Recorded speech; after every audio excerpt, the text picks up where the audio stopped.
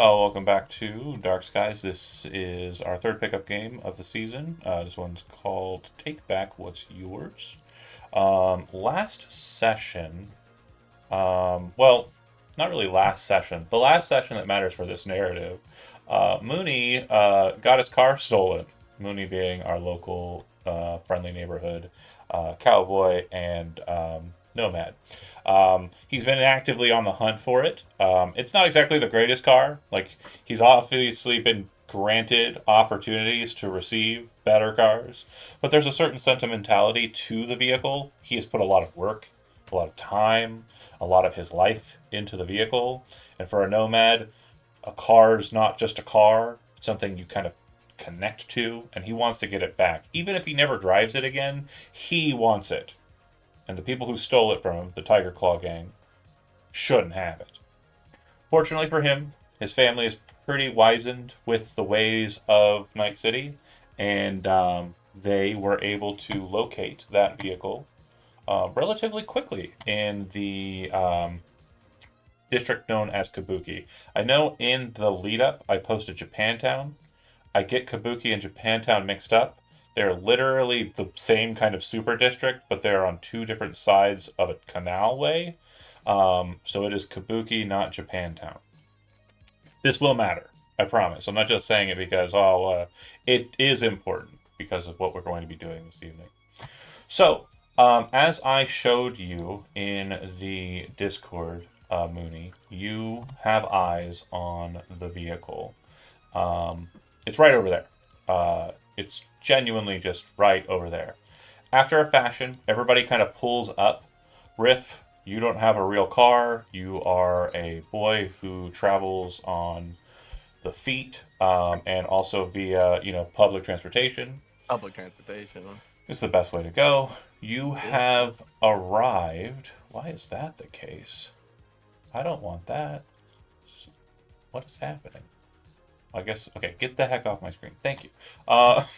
Something was selected and it was showing the critical injury chart up in the top left on the display screen that I use. Anyway, focusing up. You arrive. There's actually a bus station not too far from here in Market. You take a walk over to Kennedy and Eisenhower. You see Mooney and Bucket standing next to a parked vehicle which you've never seen before. Nice ride. Aldecado markings on the side. Aldecados being one of the more popular families in the Badlands. They're one of the 7 nations of the nomad families. Big deal. Very cool. Soon after, bike roars up. A guy you think you might know, but who has been identified to you, Mooney, and Bucket, by Jumbo, and to everybody else in the group as an individual named Zip, gets off the bike. But I don't want to make you guys like feel awkward. It is Carl. Like, there's no way that that guy is not Carl. The only things that have changed according to what you see about Carl is he's wearing a helmet, of which you can see foil sticking out the bottom of. He has a linear frame that looks like it's rusted, and you can actually see like paint chips on it, and it looks like the name Crystal with a K is carved into the frame up in the top. He has the same assault rifle he's been using since day one, and he looks like he is ready to fucking go. Like, this is the most ready this individual named Zip you've met has ever been ready to go. For those of you who haven't met him, his name's Zip. Bucket, is with Mooney off of the bat. He arrived, gave him a car in the lead up. Elmano, public transportation for sure. You probably slept, somewhere with like a cousin or a family member in, the Glen, and then in the morning got the call and were like, oh okay. Got on the end cart and shuffled your way over here. And Cam, you literally just rolled out of bed and walked down the way because it's really not that far. Like, you probably took a Couple bus. blocks. Yeah, it's not terribly far off. I Um, imagine he would have walked. so when you all gather, um, you again see that the tiger claws are just over there. Looks like there's about 5 of them. 2 vehicles that are not Mooney's car, and it looks like they've been there since you started this kind of watch 'em situation around 7 or 8. The sun is just peeking over the horizon. Dusk is still kind of, or morning, not bright, is still kind of, that's dusk, right? It's still settled in, and you feel like you can just go at it and engage them in a street fight, or if you want to try something else, you can try that. The point is you'll have to cross the street and then walk over to the strip mall and make your way over to them to begin whatever you're planning to do, or you could drive over there. Let's discuss driving. As far as I understand it, and also for the case of this conflict or this sortie, you have three vehicles. Carl has his bike. Oh, sorry. Zip has his bike. Sorry, I'm gonna not try to do that for serious. Zip has his bike. Mooney The has bike's name is Carl. the bike's name is Carl. Oh, smart. The car that was just granted to Mooney, a beautiful custom she owned with the Aldecado markings that I've mentioned a couple times, is a two-seater, so only two people can fit in that bad boy. Even if you were doing lapsies or any other kind of thing, it wouldn't work. It is one of those low seats, kind of like fold yourself into that bad boy, and it's going for the gusto. And then the Nomads that Mooney has been driving around with, they have a car. There are two Nomads. I don't even remember what the second one's name is, but he will dip off to the side and just kind of like wait for a pickup from the family to allow for everyone else to sit in there. It could sit five. However, Cam and El Mano absolutely erase that as a possibility. Okay, even with Riff being a scrawny little rocker boy. Well, I mean, he's not scrawny. Like, he's got some muscle, but he's small comparatively, right? I would say that it is highly unlikely that you're going to fit both those Nomads in there with the crew that you've got packing here, and for a fact, even Riff will be a better inclusion in this group than that. So, do you want to drive over there, which is again not that far away, like half a block, or do you want to walk over there and then start the fight on ground? It's up to you. I mean, I think probably the best case scenario would be to do like a quick, like boost and run. My only concern there is like if they've done anything to the car, like I'd hate to be jumping in the car trying to leave in a hurry and like they fucking pulled the spark plugs or some shit. Right. So, I Tow truck might have been smart. a tow truck. That's actually not a bad idea. So But does this mean we can just have like El Mano hanging on the back, like holding the bumper? Yes. looking at the situation, It's like a claw game. you've been watching the situation for a while, and Mooney, you're not a dummy.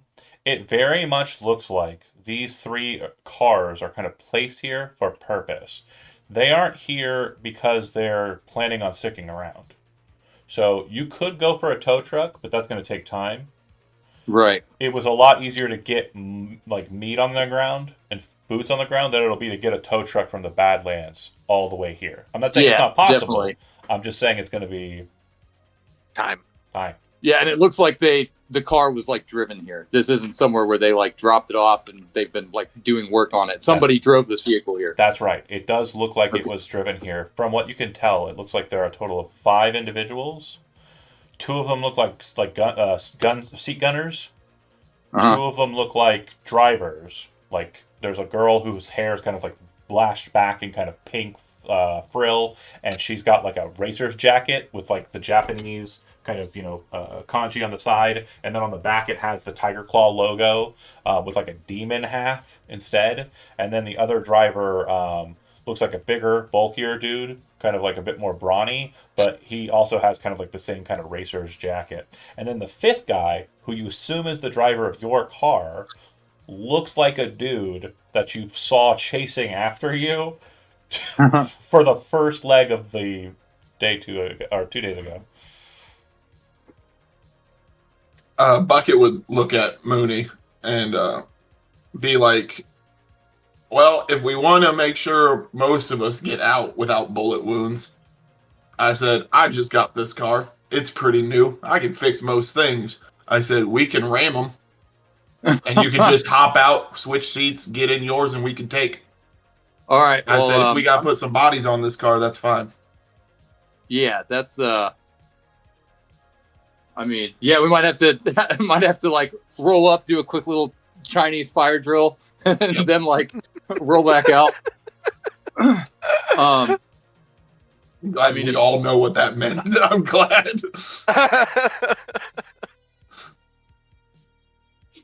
Well, you know, the Tiger Claws, they're Japanese. It wasn't. No. Fair I enough. just meant. Focusing up. So, from what I understand, the plan is to try and drive into the strip mall area, into their parking lot, and try and ram Mooney's car with the new car. No, Ram the other people. car. Ram Oh, the people and get Mooney out of the car. I get in my driver's seat and we jet. dope. Yeah. Okay. So what is the what is the order that those cars are parked in? So it's like the two Tiger Claw cars are kind of norther. So you're looking at this from the south. They're northbound, kind of away from you, and then Mooney's car is kind of parked maybe like 10 feet away from that. The dude who looks like he is the driver for Mooney's car is like right on Mooney's car. Like he's like his hands are on the hood and he's kind of like talking to them. You can't hear what they're saying unless you want to start reading lips or you want to use some sort of audio device to try and check them out. But I got all that. I was about to say we actually have the perfect person for that. Again, the team was pretty well assembled, despite being formed at 5 o'clock in the fucking morning by Hungry. The fixer does not fuck around, okay? So do you want to lip read? I got all kinds of surveillance. I got long range. I got lip reading. I got recording. And you want infrared? What do you want on this thing? So on lip reading, you'll note that they are speaking Japanese. So from here, it does look like audio will be required, and then you can run it through translator systems in your Holo or your agent. I have a built-in agent that can run right through my optical feed. Actually, quick note, I do want to make sure that everybody, I don't think I did it with everyone, but if you go down to your information, if you have a Neuralware processor, which I think the only one I know for sure doesn't, 2 actually is Mooney and Zip. They don't have that shit. You don't have a Neuralware, do you? Chat? I think he does. I think I had to get it for all the... Well, if you do, rip it out eventually and then put it on neural port. For the time being, just treat your Neuralware processor as a neural port. So you say like the neural link, or is it something different? Neuralware processor or Neuralink? I think they're both the same. Oh, okay. I was like, as long as they're interchangeable, I have one. That's the old one. The new one, the neural port. It adds quite a few things to it. It's the Edge Runners. It's a 2077 suite, so it'll add virtue to your optics, so you can like see in virtuality, if that's something you want to do. It also gives you a Chiron heads-up display, which is visible even in organic eyes. It then gives you 2 interface plugs, the little thing that they pull out of the wrist, which you can plug into shit, your ID effectively. It gives you more stuff, but for the same humanity loss and cost. Because we're in the future, baby. So just keep that in mind, but not terribly important right now. Okay, so as you queue in and start listening from a distance, 2 things are going to happen here. Okay, you're going to start hearing what they're talking about. It sounds like they are waiting for someone. The person that they keep on mentioning in the short conversation that you kind of get the name of is an individual named Ibezo Koga. Mooney, the second you hear the name, you recognize the name. Ibizo Koga was the Tiger Claw contact that Hungry formed during Session 1. They are waiting for this guy. So you can wait. I could make a phone call. You could try to make a phone call. Yeah, we might avoid a whole lot of trouble if Hungry just wants to call and say, "Hey, there's been a misunderstanding." Did you get Koga as a contact? No, because Hungry did. Yeah, he was dealing with Hungry. Okay, so what I will say is when you try to call Hungry at this hour, because keep in mind it's like 7 in the morning. He woke up for your brother Oh yeah, he woke up He went right back to sleep. So the phone will go to voicemail. Do you wish to leave one? Nah. He'll see that I called and he'll Hopefully get back in touch. yeah. Okay. And if he does that before we happen to run off with my car, if not, oh well. Oh, yeah. It's a nice city. So much the better, I suppose. Okay. So, with that being said, as you're kind of waiting it out, the other thing that you'll kind of note from the audio is that they are very paranoid. According to what you're hearing, and you don't know what they're mentioning, but there's something in the car, in Mooney's car. Something that's important that Koga wants. They put a dead body in your car, my guy. It's nice. It's not a dead body. That wouldn't be important. Okay. So Got plenty of those. to give you Depends kind on of the body. to give you kind of an idea of the stressor that I'm going to imply upon you, because again, it's a time sensitive situation. You have 9 minutes to decide in real life. 9 minutes to decide what you want to do. There has been mention of some courses of action, but I'm giving you until 7:30 Eastern Standard Time to decide what you're going to actually do, and then we will play. So right now, Mooney's driving, and the other Nomad and Zip are driving. So if we're going to try and get another driver for the other cars, that bucket. Yeah, if we were swapping, Mooney would get into his actual car, and I would get into my actual car now, because Mooney is driving my car. So do you want to just drive your car on the lead up, and then Mooney jumps out? Yep. That would probably That be makes smart. way Yeah. more sense. Yeah. That will Yeah, be. because especially if you have bucket What seats, it's is gonna be hard your to get out. drive land vehicle skill? Ugh. Out of I'm curiosity, I'm a because Cam mechanic. is a driver Well, because he has his own van. So it's another option there. It's 13. What's yours? 14. Well, okay, It's then that's relatively kind of close. It's interchangeable. Yeah. Yeah. It's about the same. Mine's 8. Yeah, but let Riff's Riff not drive driving. it. Only time I remember Riff getting Well, I into the wanna see driver's what seat of a mine car is. is when he murdered somebody and removed them Yeah, from it was it. I'm 7. Yeah. Even better. Man, it's I'm like, you pick up the car, right? You pick just it up throw- and you you just carry throw it. Hey, I've only, everybody, Hey, John. everybody else in the car Yeah. has died. Go So ahead, Chad. I'm supposed to be a level 5 Nomad, right? Yeah, your rank 5 Nomad should be. All right, let me just double check that real quick. Yep. Oh yeah. Okay, so that's Under rolls. Yeah. I got you. Oh, okay. I see what's going on. I'm reading the numbers in the wrong order. No worries. Yeah, there's a split section for the motorcade. Yeah. So I do think the best opportunity is just going to be sprinting up there, yeah. swinging in full guns ablazing. If we smack someone with a car, we smack someone with a car. Get out, get in the car, and just go as fast as possible. If they have something they really want in there, yeah, we're going to catch some heat for it. Right. But when it I mean, comes if we down can- to it, If there's any way to sort of like block their other cars in, or I guess like sabotage them so they can't pursue you us, could that'd just shoot be the shit out of the engine. does Zip have a I grenade? also have smoke arrows. Oh, I was gonna stop So in if the are car there if you are hit the one windows of car. the car open? You can't tell from here. So if the windows are open, I can shoot a smoke arrow inside of their cars. It's going to be really hard to fucking drive. I'll explain could why. just- I'll explain why. So you can see the cars, you can see the frame up. It looks like Yeah. the windows are closed, but you can't tell if that's completely closed or if like they're slightly, open. Even when I can see details up to 800 yards if away. you use image enhanced, then yeah, they're closed, completely closed. Okay, then they're not closed. Use your But eyes. I might be able to bust through a window with an armor-piercing round and then shoot a second fucking smoke arrow. I was about to in. say you have other shooters. Jody, you were I'm, going to say I'm something fucking earlier? Hawkeye for some reason. I turned Cam into Hawkeye. Good. Boasting that you're a Yeah. Hanzo main is not exactly. I We have just Hawkeye it and we have happens. Hulk. My archery skill's good. I don't know. And then we have the Punisher with Zip. Yeah, I was Mhm. just gonna shoot a grenade in the car. Going full but- Marvel. There you go. So See? Zip wants to shoot a Jody- grenade in not Mooney's car, and that one Not is Mooney, the one that he does not hit. yeah. So not you've Mooney's seen car, Mooney's one car doesn't hit. before. so you know which one's his.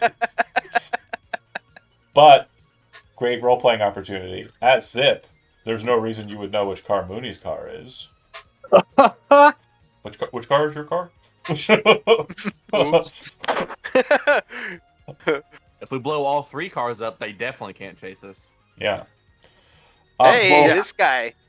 It's like when Zip first rolled up, Mooney's like, "Have we met before?" And then he's like, "No, I'm Zip." And then like Mooney remembers the details that he said or the details he got from Hungary. He's just like, "All right, I guess this is the game we're playing. Fuck it. Hi Zip, it's nice to meet you." I mean, you never knew Bucket's name. The Well- only person that did is now an ornament. I want to put a spin on it that might make folks appreciate it a little bit more in like canon. He gave you his real name. Like, he definitely is switching to a handle. There's probably a reason why that's the case. It's Night fucking City, right? Yeah, So I true. mean, most people are going to be like, fuck you, you're Carl. No, they're going to be like, okay, I get it. I understand. Yeah. You're doing a little. That's why I was like immediately Bucket's Yes, sir, like, Zip. I mean, Zip. Yeah, sure. Like, whatever you want to be called, I don't give a shit. Right. Fucking Zip now. Yeah. I'll be Zop and you can be Zorp. Fuck it. Let's go.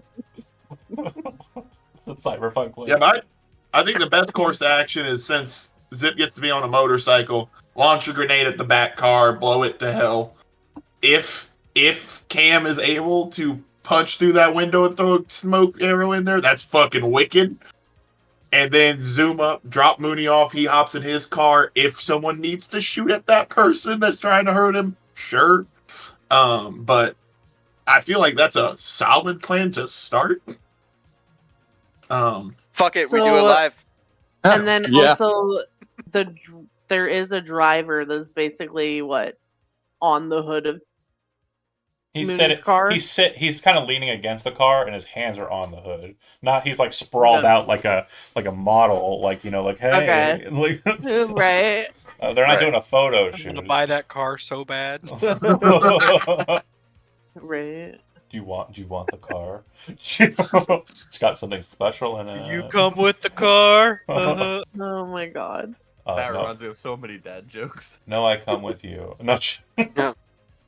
I come in the car. Oh, also. Okay, well, 3 minutes. I'll leave you to Plot twist: Mooney's car used to be a Delamain. it. It just starts fucking murdering flamingos for no reason. Oh god. Carl loads one grenade under his Yep. gun and has another Yep. one out ready to reload. I think we're after ready to that roll. one's gone. Yeah, and so just so we're aware, Carl's gun, just since we have the plan locked in, I'm just going to describe it a bit. It's a grenade launcher and a shotgun and an assault rifle, all just kind of strapped together very uniquely.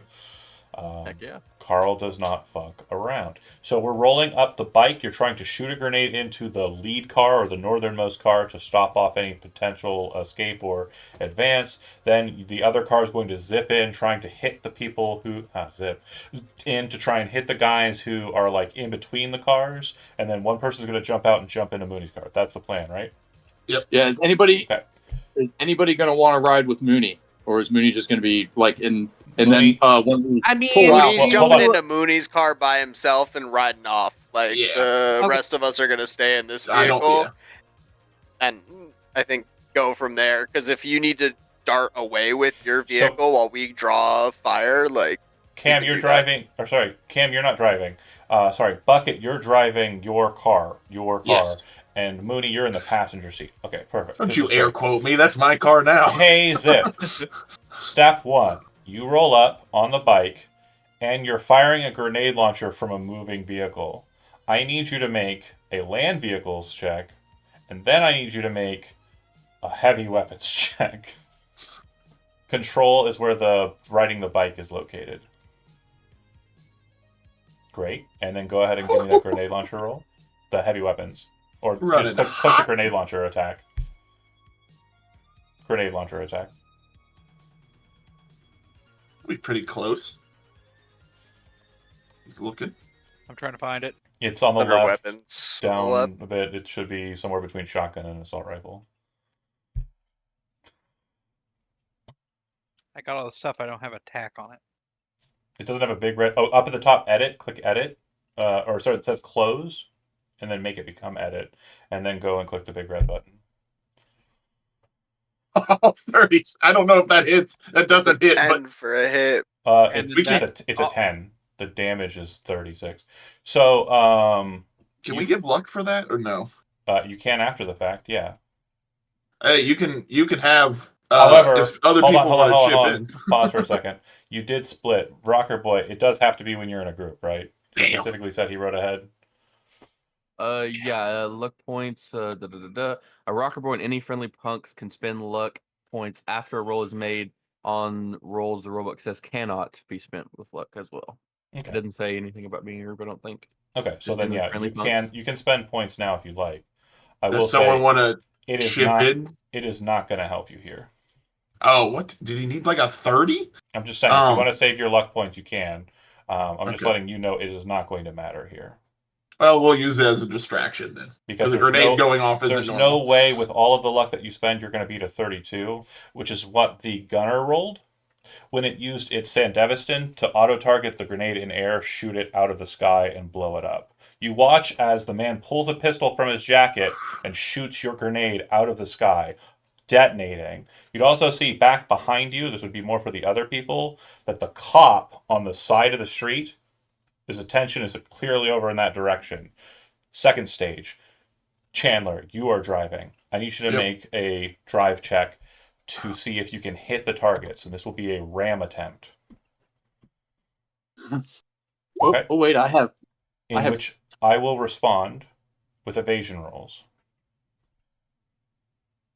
If you like, you can spend your luck here as well, but I'm just saying that I feel 22 is pretty solid. good. You will be clipping one guy. The others will dodge clearly from your vehicle. You hit him. There's nothing to slam him up against, because as you come between those two cars, you realize why they were parked that way. In between the two cars behind them in the strip mall, there's kind of an alleyway with a bunch of dumpsters, like 30 or 40 feet back. So when you hit him, he kind of goes sprawling into that alleyway.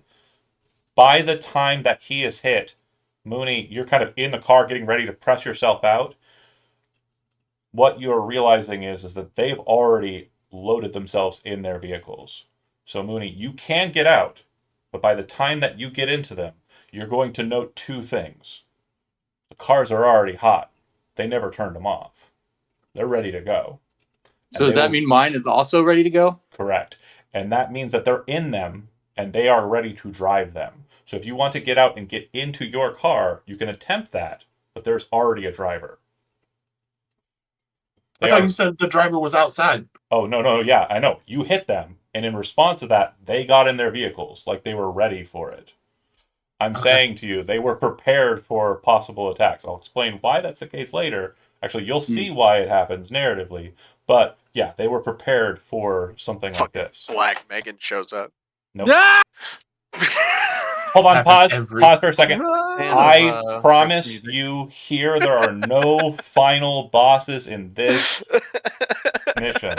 You don't know which way we're going to turn. So- You can't promise me that. So, just to check, Yeah, I just popped both those perks in the chat. you're not driving Okay. for Fury Road. Okay. Now with Road Warrior, does that apply? Because basically, like if I activate my Kerenzikov, You're not you're not driving your vehicle. I'm saying to you, so by the time that guy gets hit, they're already in the cars. Like they were moving after the explosion. Like their initiative was between the explosion and the car coming in. Is what I'm trying to say. Is the window of my car rolled down? Can be if you wanted to. You could have led with that. It's up to you. I mean, None of the windows on the opposing cars, including the car you're trying to boost, are rolled down. They're all rolled up. It is winter. Okay. Fuck. Still wearing booty shorts. Don't Yep. care. Because I mean, I think hopping out and trying to get into my car is a bad idea, but it's also like the only thing I have to do. Yeah. So you can take an action. You're absolutely capable of doing so. What I will say for the people who are in the Nomad car, it is pulling up behind, but it has not entered into the strip mall.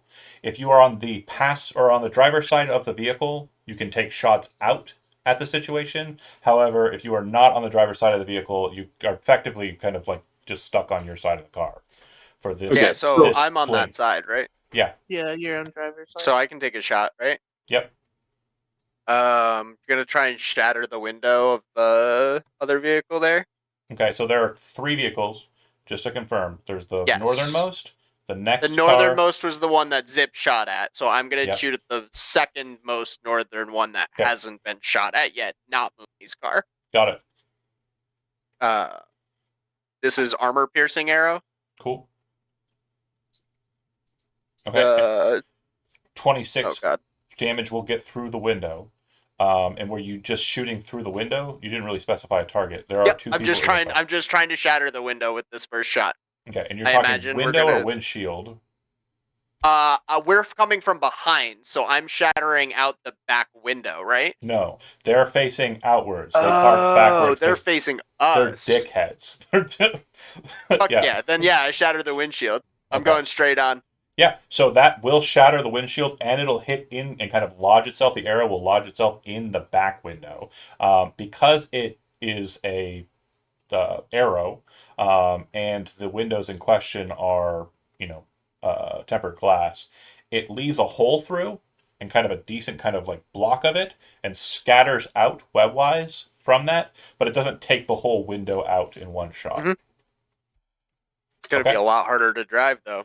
And a Anybody, lot easier to shoot through. Mooney, you are in the car and you did not take an action yet, so I do want to make sure that you do have an opportunity to do something here if you want before I start Okay. this music up. So I'm trying to understand here. So I imagine Chandler pulled up kind of alongside them, so it's like I'm in the passenger seat, but it's directly next to the driver's seat. Yeah, so, no. He pulled in, bam, and so the passenger side would be on the right, right? So you're going to have to Right. get out and come around to your car because you were coming in from the east and you were heading in between 2 cars and it was on the south. So the driver's side is next to the passenger side. Or no, the driver's side is next to the driver's side of that car. They're effectively like 69ing, right? Chad, your Um, best move might just be to slide over the hood like at the Dukes of Hazzard and tell That's Bucket, exactly move, what I was move, move, move, move. Just get in the driver's seat and you start driving that car while Bucket shoots out the window. Yeah, I mean, I think that might be what he Okay. does. So Is he if you gets out, and as he gets out and starts making his way around the You car, get out, he's like, and you're shooting sliding the across the driver. car. For narrative flex, you're going to be able to get into the car quick and easy. But what I'm going to say is that the 3 cars that you are expecting to kind of not be operating just start driving. They do not head out the way that you came in. Strangely, they head into the parking lot northwise towards what appears to be some sort of power structure, and they take a sharp left on what should be like a walking path and start making their way into like the side strip of the strip mall. I'm going to show you a picture here, and I did take pictures of the route here at each like interval, so this will be very interesting. So basically, to the left of this image is where they were parked. They came around the corner and they're going in between that Potter plant and that other Potter plant, and they're making their way that way towards the west. In Okay. this next beat, I'm going to be assigning something here. And I am going to change layer here. Bam. No, no, no, no, no! It never goes the way you want it to when you're prep. There it is. Okay. So, as you can see here on the map, I have put a yellow marker. We discussed how chases worked. Some of you have played in them. What this segment is the first leg of this trip. Mooney, for the first leg of the trip, you are on the driver's side. Chandler, Bucket is in the passenger side, gun out, window down, ready to rock. Carl, you're coming around the end. See how on the right side there is kind of like a little bunker there and like the trees? Because you drove past the strip mall and not into it, you're going to go around the bunker end and kind of keep an eye on them on the outside. You'll be able to take fire from that position. However, as mentioned, it's going to require land vehicles, DV-20, because you're trying to shoot a 2-handed rifle while riding a motorcycle at speed. And then Riff, Elmano, and Cam, you are in the Nomad car, the Duke, will be following directly behind Mooney's car / Bucket's car. So you're going to be Who right is the there. Duke? The Duke is one of your guys. He's a member of the Andersons. He's Okay. like an old timer. He has both of his legs and his pelvis blown off. You would know that Oh. they call him the Duke because he and his manhood survived an IED effectively in the Badlands that the Wrath Shiv kind of put down out for Aldecados. And the Andersons, when they were kind of like coming up, he caught one. So he's got 2 robot legs, not cyber legs, like literal like security robot legs. And yeah, he's a monster on the vehicle. Like he's one of the better drivers that the Andersons have to offer. So he will be able to follow on point with Mooney. Probably not as good, but nearly as good as Mooney. Okay, so Okay, but just to be clear, robot leg, but man part. he has his genitalia intact. Yes. Hell yeah. They're kind of wedged God. into the block. Like, it's all right, man. You managed. You pulled through. You made it all right. So they call him the Duke. When you're putting it back together to make it bigger.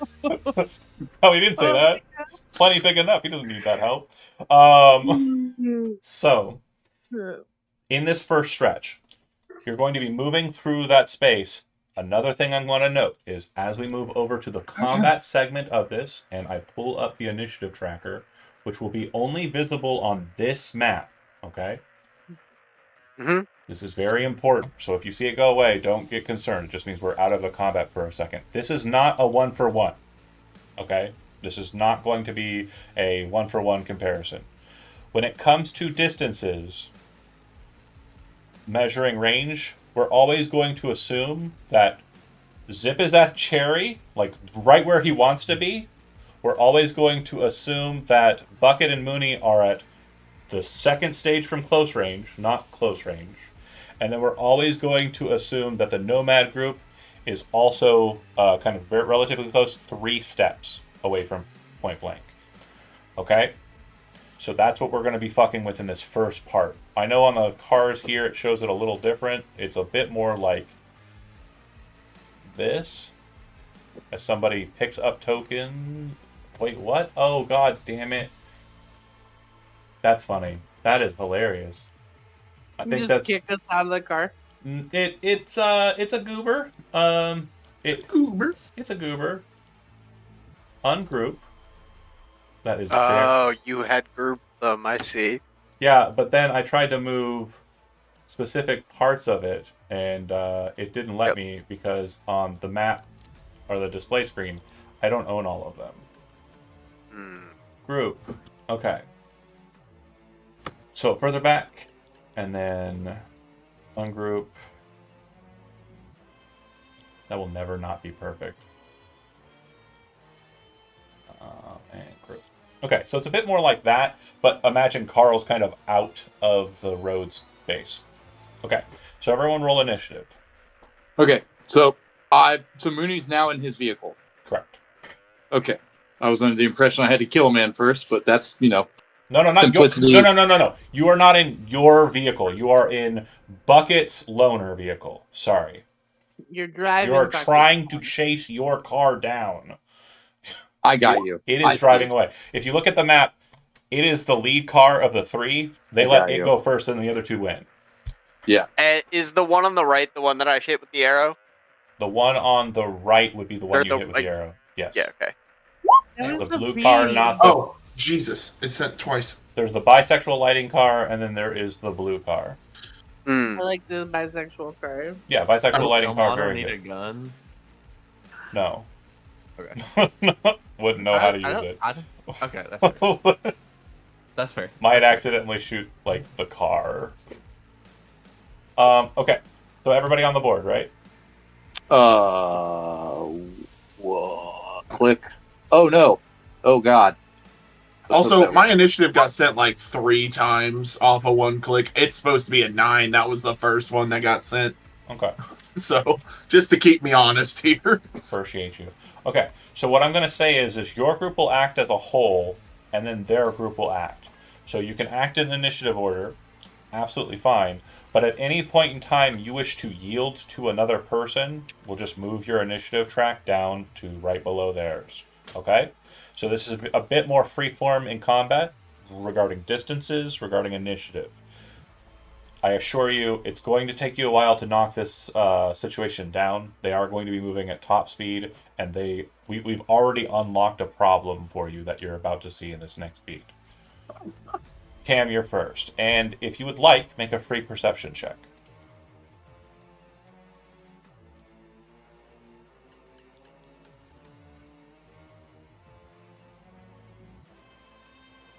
Yeah. 15. So as you come around that corner, you may have saw it in the picture. There are two Maelstrom cars that are sitting right there. And as you come around and the Nomad car is moving past, you hear one of them go, "Oh, I thought today was gonna be a dud." And they get in their cars. They are getting ready to fucking follow you. Gang fight. Gang fight. How many grenades you got, Zip? Gang. Cool. So I got a few. you can take your turn at your pleasure. They This are- time, I want to try and shoot an arrow inside of the car. Okay. Like, ideally into the dashboard in front of the driver. As I mentioned, you did blow out the back window in the same way that you blew out the other back window. Because you're aiming the shot to go through the hole, if you want to do that, you can. Or if you want to ignore that and just try and shoot through the glass and hit the driver, you can. I'm not trying to hit the driver. I'm trying to hit in front of the driver in the dashboard, if that's an easier target. It's not. So either Okay, way, but yeah. if you're wanting to hit it without... Because it's a flashbang, it doesn't do any damage to him. Gotcha. He has to roll. So you want to get it in. So you're actually trying to shoot it through the hole. Is that fair to say? Yep. So then Yep. it's going to be an aimed shot, which means you're going to take Yep. a -8 to the roll. So go ahead and make your attack roll. And you're also moving at speed, and the range increment will be the third one on the tier. So whatever that is in the DV there, we'll check it after. So 1, 2, 3. So 13 through 25 range is what we're looking at. You needed a 15 -8 or +8, so 23, and you got a 19. The arrow hits the back of the. I was like, I'll give him luck if he wants. I'm in to the trade. Rocker Boys car. Yep. I'll give 2 of mine if he wants to take 2 of his. Yeah, and absolutely I'll fair. take 2 of my own Okay. to bump that up to pass, right? Yeah. Okay. So the flashbang enters in, and then can you pop the information for a flashbang ammunition? It doesn't look like that. Brett, you're my favorite character. I hang need you to know It that. looks like it was using standard ammunition. It looks like it was using armor piercing when you shot it. DV-15 resist torture/drugs check. Okay. I love the new rocker. Fails, suffers damaged eye and damaged ear critical injuries for the next minute. Yeah. Make it hard to drive. That's what I thought. It's gonna be real hard to drive with damaged eye. So this is the vehicle that has the girl driver and the not guy who shot the fucking grenade out of this guy. This is the other car, right? So as you kind of fire it through and it hits, you see the driver kind of dip their head out the window or like towards the window for a second, but you watch as the driver's gunner kind of seems to clasp their head and kind of move in agony. Your assumption based on the reaction, the split-second reaction after, is the gunner suffered the effects, the driver did not. Cool. And then anything else? It's a rate of fire one. Okay, Mooney. Oh, that'd be All so right. cool. So what's the difference between vehicle maneuvering and? Okay, I'm just going to tell you what I want to do. Tell me what you want to Sort do, of. and I'll tell you how to do it. That's the best way to Okay. do this for the rest of the So I want to try to basically like move forward and get into like sort of this position to where I can try to pit this guy out. Okay. And So you want I to gain. Okay, so that's absolutely fine. I need you to make a land vehicle, drive land. okay. All right. And this will serve as both your maneuvering up to them and the attack. Well, because of Road Warrior, when you take an action to make an attack with a weapon you are holding or drive your vehicle into something with HP, you can take the vehicle maneuver action as an additional action during the same turn. I'm allowing for it to be the same roll, so you don't have to roll twice. If you'd like me to let I got you roll twice, you can roll twice and possibly fail. Or have to I got spend you. luck twice. Okay. So we're looking at, you said lane vehicle? Yeah. Mhm. It's under control. Oh, it's under control. Okay, I knew my drive. I knew my pilot was higher than that. Yeah. Okay. Okay. So when you get behind them and hit them, okay, what's going to end up happening because of the tight area that you're in, you have to make a decision. You can pit this car, but it will isolate you and pull you back with them. So you will have that car and it will be yours and it will be pitted, but you will not be continuing forward. Your car will effectively be stopped for this position. That's one option. Or Okay. you can just straight ram them in the back end and try and do damage to the vehicle. Your call. Can I activate my Kerenzikov to sort of extend my number of actions I can take in this turn? No, because the car is the isolator. So even in the video game, you'll note that Kerenzikov requires special perks for it to be utilized, and also Speedwear requires special perks for you to use it with car actions.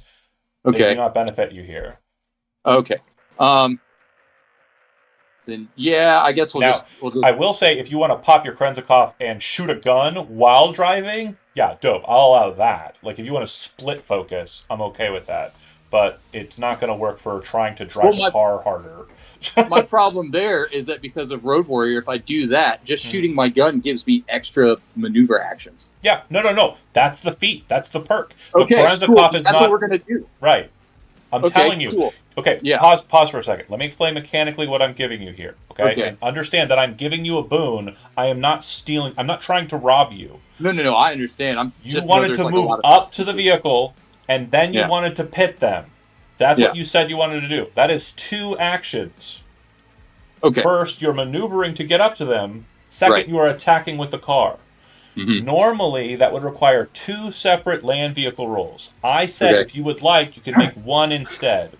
You said, I don't know why I would not choose to roll 2, because you don't want to fail, right? That's why you just roll the 1. So we rolled the 1, you succeeded, and now I'm telling you, you're a good enough driver to realize because of the area you're in, which is basically just a walkway with like concrete partition or concrete planters and the like, if you pit this guy, you're not going to pit them and keep driving. You're going to pit them and lock them down as well as yourself. If you want to isolate this car, murder them in point blank range without them driving away, you can do that. That roll is good enough to succeed at that. Because it's so fucking good, that roll, you can also understand that that is a bad idea if your goal is chasing your car down. Right. So I'm giving you an option. Which, again, you said you wanted to do ram the car, Kerenzikov, shoot. Yeah. So it's like I'm gonna ram into the back of the car, and then I'm gonna grab my Buria and start shooting through the back window. Okay, that I will allow. I thought you were saying you wanted to Kerenzikov to move the car more. I didn't know if it would apply. No. So I mean, so now I know. Got it. So I guess just move my car up. Yeah, so you're going to roll your attack rolls, and then you're also going to roll 3D. No, it's going to be 4d6 because Road Warrior. 46 damage to the vehicle. All right, so we'll do the 4d6. What does vehicle damage normally do? 3d6 damage, and it's actually, according to the perk, it would be 66. Yeah, I was just gonna say it's an additional 3d6, and his vehicle takes 3d6 less. It transfers half across. Yeah, it's normally 3d6 for both. So yeah, it's just gonna be 66. 3 for Chad, and yes, yep. Okay. Damn. So no double sick. You smash out the bumper, and it looks like you kind of pop the trunk a little bit on this vehicle. As you kind of move the pistol out the window and start firing, you get 2 shots with the pistol, right? The Buria is just 1. Is the Buria a one-handed or 2-handed pistol? It's a one-hander. Okay. So then, yeah, go ahead and take the shot. And you're going to be firing at the driver or the passenger? I guess I'll take a shot at the driver. Might as well. Sounds good. The glass window is still intact on this vehicle, so you're shooting through the back window, correct? Yeah. Okay, dope. Huh, it changed the damage on my Buria. Yeah. The Buria it was updated in Edge Runners. Oh, okay, cool. So it's straight 4d6 now. Sweet. And the charge goes through walls instead of adding extra damage. Okay, that's cool. So do you? Oh, yeah. That's actually not bad because it would go right through the wall or the window. But that's fine. Okay, so you're firing through. I mean, I have Kerenzikov. I have an extra action. Yeah, so charge it, then... well, it's a move to charge it, so... Your move is technically driving the car. Yeah, Krenzikov will work. I'll allow it. I'll allow it. So Wouldn't driving the car be vehicle maneuver? Yeah, vehicle maneuvering is technically not only your movement, but also your action. It's... Yeah, but Road Warrior gives me free vehicle We maneuvers. already discussed. You've used 2 actions with Road Warrior. We're there. I'm using all this shit. Yeah, no. We're doing a lot of new stuff. And again, I apologize if I sound upset. I'm just trying to be stern and assertive so that the rules are clear. Yeah. So with that said, with the Krenzikov boost, if you're using the additional action, I'll allow it for the charge up because you can do it either way. Move or action for me in this. And then you're going to charge shot and then fire, which means it's going to pierce through the windshield because it's thin covered. And then it'll hit the target. It will also ignore 1/2 the target's SP. You didn't call shot for the head because that would have been stupid. Because the DVs are already at a +3 increase because you're firing while moving. So that will hit because you are, as I said, 1 step off of point blank, which is the 7 through 12. But you just shifted into against them, so you're going to put you in the earlier part. So 8 damage to the chest on that one guy and the driver. He is still alive. This is the heavier guy that I mentioned, and it looks like he's wearing a light armor jack. So it definitely looks like he is not wounded by it. It looks like it kind of hits the armor and doesn't go through. Because half SP would have been 5, and you dealt 8 damage. So I guess it did get a bit through. Took a little bit of bleeding. Okay. Noted. I believe that is it for me. Yes. Sorry that was very complicated. It will get smoother as we move. Riff, you're up. Yeah, I guess I'm gonna lean out and shoot at this car that Cam was shooting at. Yeah. You lean out the driver's side back seat. Yeah. The overture. Well, you said we're the third one, right? Yeah, so this will be a 20 requirement. Okay. I'll use 1 point of luck. Yeah, Okay, which will count as 2 for you because you're a rocker. And you said you were shooting at the driver? Yeah. Okay. 18 to the back on her. She is wearing a light armor jack. Your weapon doesn't go through anything special. So she will take the hit. It chunks her pretty good for 7 damage. She's still alive. Okay. Carl? So these cars are moving right now, right? Yes. Or they Yes. We're all moving very fast. And it doesn't look like this for real. This is just for, like, actuation. We're just kind of Got it. understanding cars and where they're at in a sense. Totally cool. If we are moving, I'm going to drop the gun on my sling, let it sling down, Let it hang. and then try to drive beside, pull the pistol out, and pop him in the driver as I drive by. As you pick it out and it takes hand into the glove, you feel it connect to the glove. You then see on your visor screen the smart gun link click into place on the helmet, and then you're trying to shoot the driver on which car? The only one I can get to the. Well, you can shoot out all 3 of them. You're looking at it from the side because you're outside of the parking garage. You're on the street, or not parking garage, the parking lot. Okay. I'll shoot the one that they hit with the car. The one that looks like this one here. On. Okay. Yep. And you're going for the driver? Yeah. Okay, take the shot. Do you want to aim for the head or just... Never mind, you already shot. I mean, it's... You have no points in handgun? I absolutely have points in handgun. It says you have 0. It's wrong. I was wondering if the roll on the grenade was wrong too, honestly. That's weird. Bear with me here. My handguns is a 6. Okay. So then this would have been a total of 12, which would... You said my heavy weapons is also a 6. Yeah, that's right. All of your weapon skills are 6, I believe, except for archery, because who the fuck uses a bow? Archery is also 6. Auto fire is a 12, and shoulder arms is a 12. No, that's not right. Laugh it up, Magpie, laugh it up. That is incorrect, my friend. You are... Your system is goofed. Hold on. Okay, that's what I'm just reading it, so. Yeah. Let's explain. So 6 means that you're basing off of reflex only. Heavy weapons, you're basing off of reflex only. Handgun, you're basing off of reflex only. Your auto fire and your shoulder arms are level 6 plus reflex, which is why it's a total of 12. You have no ranks in handgun. You have no ranks in Oh yeah. archery. So yeah, you have just no rolled a ranks 2. in heavy weapons. But you do get a +1 because you're smart gun linked. More fun is when you pull the weapon up and you shoot it like that. You missed by less than 4, so you don't or you get to roll a d10 and add just your reflex. So just click handgun again.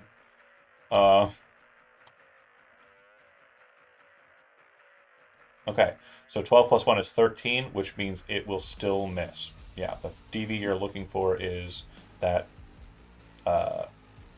So I guess I 15. don't understand. If I can't shoot handguns and I can't shoot heavy weapons, what do I shoot? You shoot rifles, and you shoot them with auto fire. But that's not saying you can't shoot them.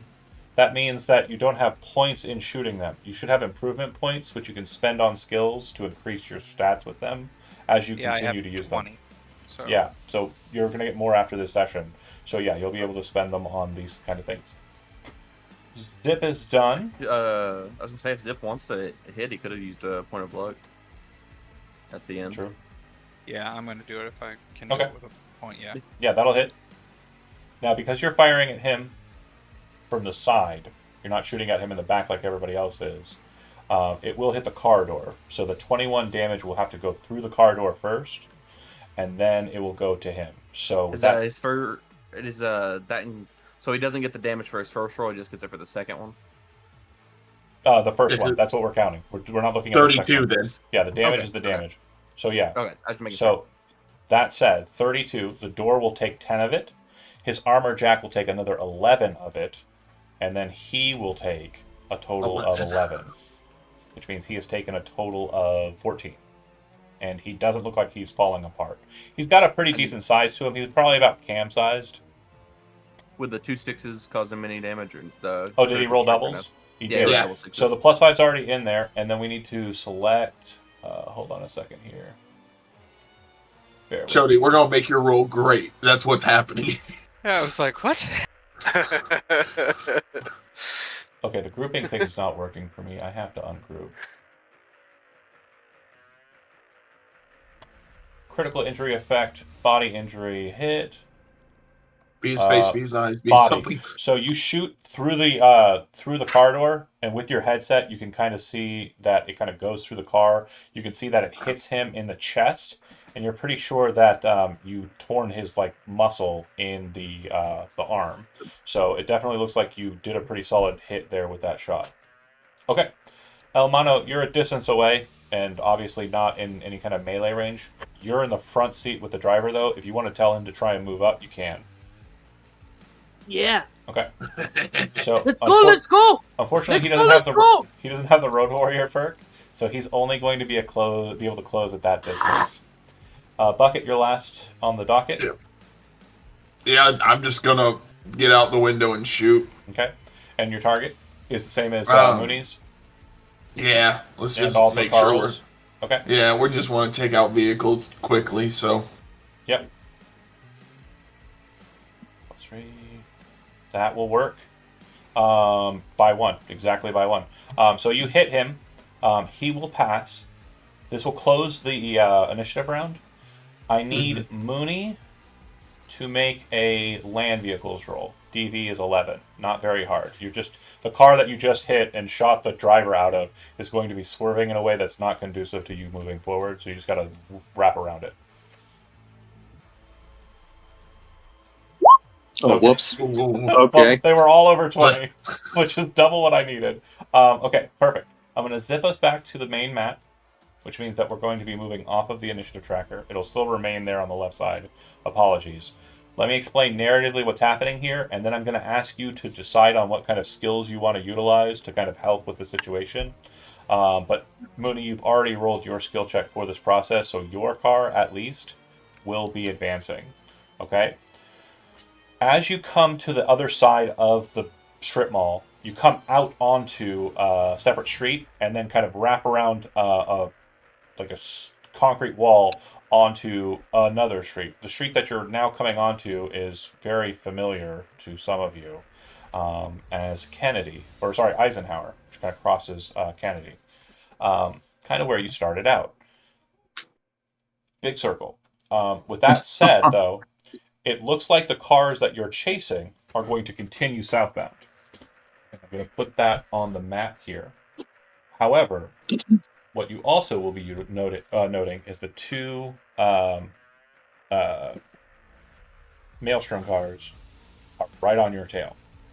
So you're now in between two different gangs as you're chasing down that one car. There's still only one non-Mooney car for the Tiger Claws, but there is certainly a brand new player on the field. Bear with me here while my computer doesn't do what I tell it to. That's not what I told you to do. Stop it. You're embarrassing me in front of my friends. Ooh, So that's you- a buck 30 to it. You see the green path? Mm-hmm. This is straight down a street called Kennedy. This may or may not be a kilometer run that some racer types are familiar with. It is a very common situation to be on this strip when doing street runs. With that being said, That Tiger Claw fucked up. Huh? I said that Tiger Claw fucked up by going this route. That's a fair assessment. What I will say, though, is in this next segment, before we get to it, the last segment requires the other two vehicles to perform checks. Zip, you're coming around. So, like, if you look at the map here, see how the yellow line kind of goes underneath that green bridge there that goes across? North of that, see how there's the street? The street that goes from east to west, kind of out of catty corner. I'm going to ping it here. That's where you were, because you had to go up this street. Basically, you had to go like this, like this, and then this, and then this. Okay? You see all that? I didn't see a thing. Oh, wow. Hold on. You had to do this, Got it. Now I see it. then this, then this. When you were Got it. shooting at them, you were on this path.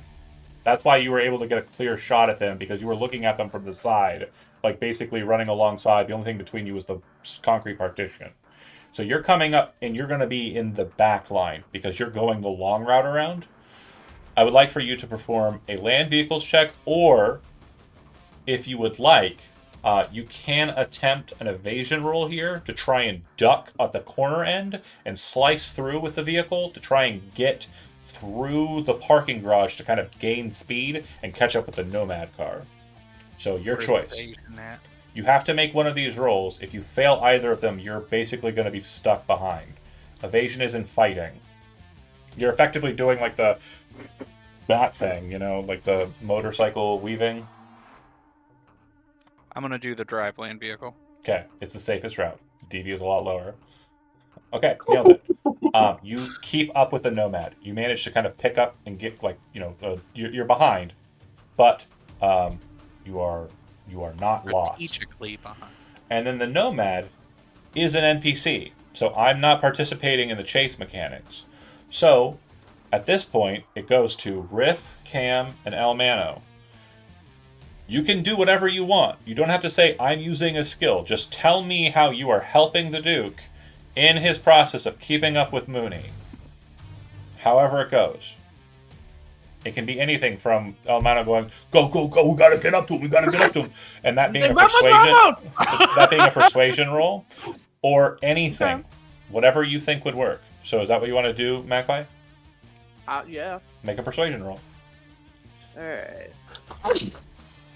Where are we at? Social.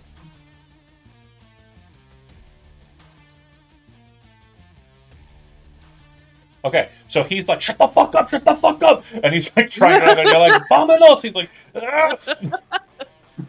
and probably curses at you in Spanish because he's from SoCal and he knows it. Yeah. Like, so now the two people in the front seat are just like, He's from fucking Night City, he knows it. yeah, Like, met birth. Okay, so Rip, you have an opportunity here. Again, whatever you want to do. How are you trying to press Duke forward? It can be anything. Okay. The only thing I can think of for Riff, since his, he always carries his guitar with him. He's just gonna play his guitar. I don't have Is really there a much of anything sunroof else. on this Nomad's literally vehicle? Does he playing like this stick song out in the the back. top and just start like ripping you- out the top of the vehicle? Do you genuinely Guitar. just start playing guitar riffs like you're currently playing in the background? Yeah, That's literally dope. just from the back seat. That's fucking hilarious. Make I a love play that. instrument check, and then last but not least, Cam, what are we doing to help press? Sure.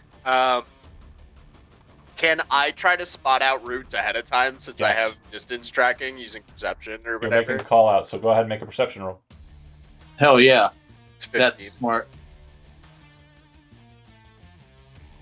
Okay, so with the guitar riff, it kind of like Elmano like, oh, go, go, go, go, and he's like, shut the fuck up, and then, and you see his face kind of go, yeah, motherfucker, and then you're like, watch out for the tree, you gotta move, and then he just starts locking in, and like he is definitely like reacting to like being told what to do instead of being kind of vaguely yelled at.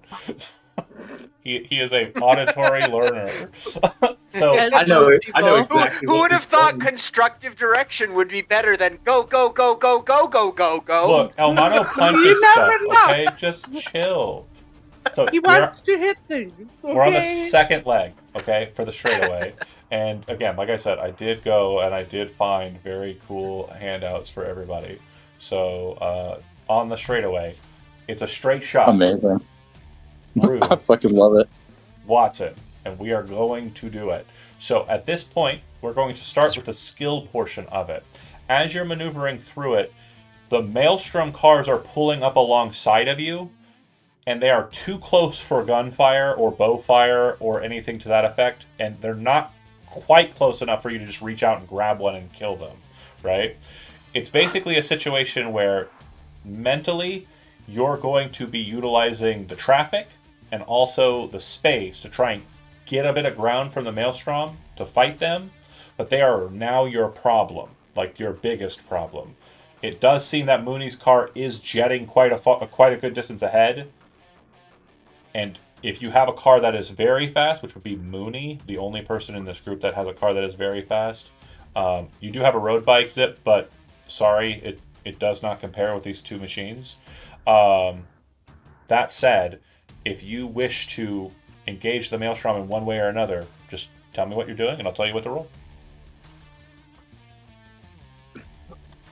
What is in the car that is not tied down? What? Like, What are you asking me? Oh, the inside of the car that is not tied down. Oh, I Yeah. understand your question. Well, I really don't think tied down matters to you. no. You're in the But, like, drive. loose. You're in the passenger seat. Like everything is loose when you take into consideration your body of insanely high. If you wanted to throw the door off at the Maelstrom to back them off, that could work. Especially if it gets caught in their tires, that'd be an athletics check. I think. If you wanted to, I mean, I will say chucking a tire iron is is the classic. It's a bona fide classic. now I said they weren't close enough for you to punch them right now, but if you wanted to leave your car and enter their car, that could work. That'd be again an athletics check. You would have to get back, which might take some assistance from Duke or Carl, perhaps. We could do some Final Fantasy shit where we're Or jumping from public car to car to transportation. And bike. you guys follow. Yeah. He just, like, chases after you on foot. Again, Hey, guys! the crazier the better. I'm just throwing out some options that are on the top of my head, but if you have anything that comes up, just go with it, say it out loud, Yeah, and no, I will try and make it work.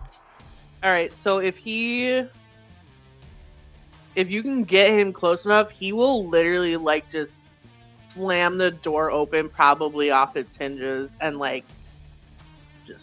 Jump in there. Get into the Yeah. other car. Okay. So Yeah, go just, ahead and make an athletics jump. roll, Alright. and then Nah. Riff and Cam, you're the other two in this operation. So again, we're not into the action-packed shooting part yet. We're just in that kind of skill checking, kind of setting up the fight so we can get it where we want it. What would you like to do, Riff? You're still playing guitar. That's absolutely an option, but you could also do other stuff if you want. Yeah, I think Riff is just gonna play guitar until he can get into shooting range. Okay, so I'm gonna say that that's not gonna require a roll, but it will not basically gain any ground or shift anything. It's just gonna be a neutral position, and that's fine. And then Cam. Sorry, so El Mano's jumping out into the other vehicle on Yeah, the he's gonna right jump out side. onto the other vehicle. The best way to assume it is like the Maelstrom have kind Yep. of pulled up behind you and kind of are flanking as best they can. Carl's kind of behind you a bit, so they are kind of close to you, but also close to Carl. Mano's jumping out the car and like backwards diagonally onto the car on the right. Can Cam do the same to the car on the left? Fuck it. You don't have to rip the door off, but yeah. I say you don't have to, but you went ahead and did it, didn't you? That's a 19, baby. You hear Duke go, fuck, no, fuck! These doors just go. He's like, what the Riff fuck? just plays guitar in the back, like, okay. Carl, unfortunately, their actions have definitely affected what you have to roll. I need you to make an evasion roll, because car doors are now... My bad, my guy. Yeah, so you see the first car door like hit underneath the Maelstrom car, and then you see the Luchador fly out of the car and slam into the Maelstrom car, and as Flying elbow. the hood for no reason, the car door comes flying past, and you whip to the side, and as you're kind of like getting close to the ground, almost laying the bike down, the other car door's flying up towards you, and you like press your linear frame against it, and you're actually surprised at the strength that it like gives you as you flip back to the other side. Like you're like, oh shit, I'm really strong. I did not practice this. But you managed to keep up. And then lastly, Mooney, you have an opportunity here. You can press on and try and keep up with your car and lock in, or you could try and stay back and help with the Maelstrom kids. Are the other like the I guess like the escort cars from the Tiger Claws, are they like have they One of been them's gone. indisposed? One of them's gone. One of them's pretty fucked up. Okay, No then yeah, I'm more just gonna lock in chicken. on my car and Dope. run her down. Okay, so we're going to reapply and focus back on the combat for another round of initiative. Mooney, you're first on the docket. So basically, because you locked in, this car is gone. So I'm just going to move it off to the side here like so. One dead car. Again, this is not one for one. We're not doing anything positioning here. The other car is here. And then you are effectively where you're at in space. These cars moved back. And then these cars, because of what we talked about, exist. Hold on a second here. I may have gone too far in a couple of places. It'll be awesome though. I hope. Car. Ungroup. Yeah, I shouldn't have tried using group. That was silly. Jump. Yeah, I didn't realize how fucking huge Cam was until I saw that lineup of the Cam Big Boy. cops. Cam Big Boy. Oh, yeah. Okay, and Got a then body of 7 and he's got a muscle graft. everybody understand the situation. Is there anything that I've kind of laid out for you that you don't quite get? Okay, so then it looks like Riff and Duke are the only ones still in the Duke mobile, and it looks like Cam and Elmano have jumped out onto different Maelstrom cars. Carl, you're in the back line. You have the Malorian 3516 in your hand, and the smart gun link is telling you that there are 2 people in either Maelstrom car, so a total of 4 Maelstrom guys. Driver, gunner. We'll start with Mooney. Your initiative, take it. All right, I want to try to move, basically like push this car out of the way and pull up next to this one. Yeah. Kind of like muscle my way in between them. And then I want to try to shoot through the passenger side window into the driver. In your car? Or in... Yeah. Okay. All right. I want to shoot the driver in Mooney's stolen car. I need you to, again, you're taking 2 actions at once, but I'm making you make 1 land vehicles roll for both. the maneuver and the attempt to kind of like buck the other car out of the way. So go ahead and make that drive. Yeah. Success. You managed to breach the 2. However, in this shot when you're taking it, what you'll notice is that there is something in the passenger seat that you didn't notice before. It looks like a duffel bag or like almost like a tennis container, like a tennis racket container, but slightly upscaled, kind of seated in the seat and setting against the window. You don't know what it is. Is it gonna get in the way of my shot? It's effectively providing a bit of cover. If you want to just shoot the individual, if you want to avoid shooting whatever that is, you can aim shot at the driver's head. All right, let's go. Let's go. All right. Fuck it, yeah. Handgun. Or wait, no, sorry. I gotta actually roll an attack, or is that the same stat? It's the same stat. We're gonna go with that roll, but go ahead and click the attack roll just in case. Yeah. Just so we have the damage and everything. So you are point blank. 13. We're moving, so the DVs are increased by 3. 16 will be a miss. He rolled identical. It's also -8. So as you shoot, you hit. You don't hit the window. You scrape it right across the top of it, and you can actually see one of the solar panels on top, kind of like. You can see sparks of it kind of break off as like small pieces of the panel break away from the shot. If the driver looks towards me at all, Mooney does one of these, like sort of pull over. Yeah. When you look at the individual, like I said, it looks like the tiger claws from the other day. What you'll notice is like he looks at you for a second and then looks back to the road. This guy is as locked in as a human being can be. It's like... Okay. So we're going to do this. Okay, let's go. Yeah. Okay, that's it for you. They're moving to Rip. Your friends just jumped out of the car. It's ironic because when Cam said his body was 7, my body's 8. Actually, I'm gonna give you a problem here. Cam and Elmano ripped off the car door. Roll a d10 for me. I just want to see if there are favorables here. Okay, so you would notice that the Duke is now having a bit of a problem controlling the vehicle. Because of the way that the doors were ripped off, there was it's kind of making a wind tunnel. There was a jet of wind first off into the vehicle from one side, and then the other, and now you've got this basically like wind tunnel coming through the vehicle. It's definitely fucking with his driving. So how would you like to proceed? The only thing I can think to do is like, as I'm trying to rip my door off, I think I got to tell him to rip his door off. He doesn't have the muscles for that. Neither do you. I just want to make sure you understand. They ripped the cars off the hinges, not like... I mean, he just said his body's higher than Cam's. Is it? He said it's an 8. That's pretty that's good. A ripped boy. I think Elmano's 14. Oh, yeah. I'm nowhere near Elmano. So is Carl. Like, Jesus Christ. Okay. I'm a wimp. So, yeah, since Cam was able... I thought Cam had linear frames. So, no, he said he has a muscle thing, though. So maybe that might be what made it. What does he have? What do you have, Zach? Body-wise. You're muted if you're talking. I have a 9. I'm so sorry. Yeah. I have mod, so I've grafted bone lace and muscle. Yeah, whatever everybody here has muscles except for Cyber. Except for Bucket. Yeah. Bucket's body's like a 6. Cam has a base body of 7 pre-mod. That's what I meant. Muscle and bone lace, 9. Okay.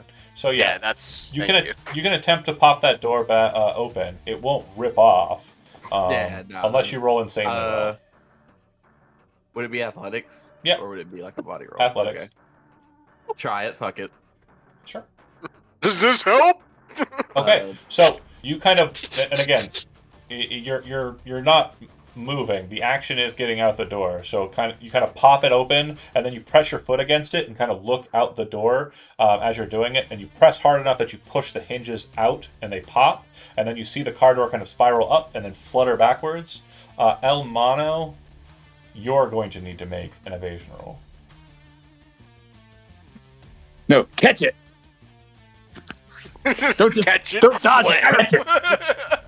I'm giving you a weapon. If you Where- roll Like a insanely maybe. well on this evasion roll, you can catch it. I'll be okay with that. That's totally Like chill. a. You did roll insanely well on that 23! evasion roll. You, 20! do you want a car door? Yeah. You have a car door. You have a car Yeah. Heck yeah. I'm Cap catching. shield, block the bullets with it. and the Hulk at the same time. This is awesome. Okay, Rick, living up you to have their name. movement. Do you want to jump out of the car, or are you just getting the car door open so you can have it open for shooting? I'm just getting open for shooting. Okay. Another car door goes fluttering past Carl. Luckily, it bounces and gets caught by Almano, so it doesn't come flying at you as you kind of ready yourself back up to ride. Speaking of you, pistol in hand, sights on sight. What would you like to do? I'd like to roll up closer between them Yep. so that I can shoot across without possibly hitting my friends. Oh, I picked up the wrong token. Hold on. God, Thank you for understanding Crossfire. Crossfire. Yeah. Okay, you move in. You can shoot the passenger in the left car or shoot the driver in the right car. I missed. Well, which target do you shoot at, just so we understand? The right car. Okay. Well, no, the left car because my right would be the You'd be kind of, you'd drop. be, Yeah. leaning over yourself like this and shooting. That's dope. Okay, so it hits the car door, and you can see that this car on the left, it looks like an older car. It looks like it might have been something from like before the third corporate war. But it looks like it's been up armored, and it looks like it's got like a decent amount of Maelstrom modifications because they're psychos like that. But yeah, it doesn't breach the car door. It just kind of bounces off. Once Oh. I shoot, I back off if I could. Yep. Throttle down to get out from between them. Totally dope. Mano. All right. I got this fucking. Would you consider a car door a heavy weapon? I would. Okay. It's kind of heavy. Yeah. I'd consider it a very Um, heavy weapon. Very heavy melee weapon. Yeah. I'm just gonna start smashing the windshield. Okay. I I think. fucking love you. Or am I? Yeah. Yeah, windshield. That's fair. So Fucking 5. that doesn't seem to have added anything. I don't know what's going on Yeah. tonight. That's double zero. What's your body? 14. Yeah. What's your melee weapons? Oh, my body is 7 with an 11 in parentheses. It's an 11. So 11. Carl is the strongest person here. That's hilarious. 11. Oh, yours is all natural, right? You're not wearing a frame. Yeah. He's got like a robot suit. It's like Elysium, with Matt I use Damon. head. Oh my god. Yeah, he's They just need got to wrestle. They need to arm wrestle. no, Okay. no, because his body doesn't take damage like yours does. He still has normal boy hit points. What's your melee weapons? Wait, what? Go to your It'd fighting. be under fighting. You should have a melee, and then there should say rank 14? number. Rank number with the Level rank level 6. 6. Okay, Dex that's what I was 14. looking for. So it's based off I dex. just That's right. clicked that. Okay, so then yeah, it would be 14 plus this 5, so 19 to hit. You're just going for the window, right? You didn't say you were going Yeah, for a I'm just target. Yeah, Demolishing the windshield. window's gone. Okay. And next up is Bucket. Yeah. Well, I don't want to. Oh, by the way, rear views in this, because you're in the Xion. There's no window. You're not looking through a window with this car. It is a metal. It is the Crystal Dome, Militech Crystal Dome, and the same is for the side windows, but they can be maneuvered up and down. You'd also note that the rear view, it's just a camera that points backwards, and in the dashboard there's a camera that shows you what's happening back there, so you can see it all in HD, like ultra, like 9K. Like you can see that your quality. friends are psychopaths. I wouldn't go Hold as on, far as say question. friends. Well, Elmano maybe. Albano is a friend. Albano is a friend. Not that an Question. enemy. Yeah. Could I have hit my thing before I jumped out? No. Not that it would affect anything. We're in effectively the veterans mode here, so yeah, no freebies. Okay. Okay. You want that berserk, you press the button as an action, please. Okay. Okay. All right. I don't want you to kill them all so quickly. Bucket, what are we doing? It looks like he's trying to get a shot on the driver, but with your position, it's going to be very difficult for you to shoot through the rolled down window on that side of the car, and with Mooney in the way, and with the car moving as it is. But I just shoot the other car. yeah, totally chill. The windshield is broken up a bit, the front windshield, so you can shoot. It looks like you would have a better shot on the passenger than the driver. Okay. Also, I'm going to activate my Sandevistan because it's not in action. Yep. So I'll shoot twice. Yep. And yeah, I'll just take 2 shots at that. I'll take 2 shots at the passenger. Okay. So here's the first. Oh, jam. Never mind. Second. Yeah, third time in like 8 shots. Apparently, this gun sucks. I need a new one. I passed my turn. I don't want to comment on that after last night. He pulls the trigger, jams. He looks at the gun and just throw it out the window. At this point, I mean, in all honesty, why wouldn't I he? will say for my other action, I put it down and I grab my sniper that I have and I just put that on my lap. I go, this will work better at this point, and it just goes in the back because that's upsetting. There's no You know, back. I have a Malorian Overture as well, and it's not knock on wood, it ain't jammed yet. I mean, maybe you should make your name Ruckus. 3 times. You might My got it. name's 3 times in 6 shots. Twice last night, once tonight. That is 2. Yeah. But yeah, Elizabeth is So at the laughing other action, in your I'll face. pull out the sniper and I'll look over at Mooney and go, I gotta get a new gun You just drop it in the in your the seat. car. Yeah, I just throw It it. Yeah, jammed again. There is no back seat. It's Oh, like, then, yeah, it's just in the it's- floorboard. It's I like don't a give a flush shit. capacitor back there. That's all you got. yeah. I don't give a shit. That thing just goes in the floorboard. Okay, so the Tiger Claws and the Maelstroms are going to go. So, Elmana, Can Cam Oh. take his turn? you were on 17? Yeah, yes, please. Yeah. I am so sorry I missed you. I don't know how that happened. You told us we were going as a group, and Cam was happy to let everyone else go. I just do want to take my Fire. turn before. You I are- didn't need to interrupt. You know Like I what? knew. I love you. Yeah, I knew it happened. I was happy with it. Cam's Go with going it. last. I'm gonna try and pop a shot into the driver with the heavy pistol. Okay? 17 to hit. Yeah. Somebody booped. Who booped? Looks like we lost Jody? Chody? Cody. Yeah, Okay. What happened No. there? there it is. There He's you go, popping there back you go. in. Okay, and he's You're right back. in the You're spot back. he needs to be in. That's so perfect. Okay, we love that. Perfect. That shuttle hit. Never. This windshield hasn't been busted out, so when you pull the trigger and blast it, it will hit the window. Armor piercing doesn't really say anything about thin cover or anything. It will destroy the cover, though, which is normally 10 hit points, but you only dealt 8.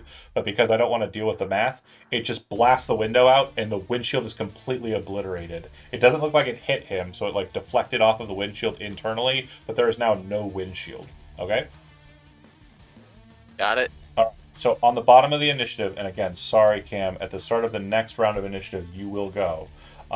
But you hear in your thing from the passenger says, "You fucking bio nerd!" And you see this robot guy pop his head up and look up at you, and this big robot chrome hand just flies straight up at your face. Go ahead and make an evasion roll.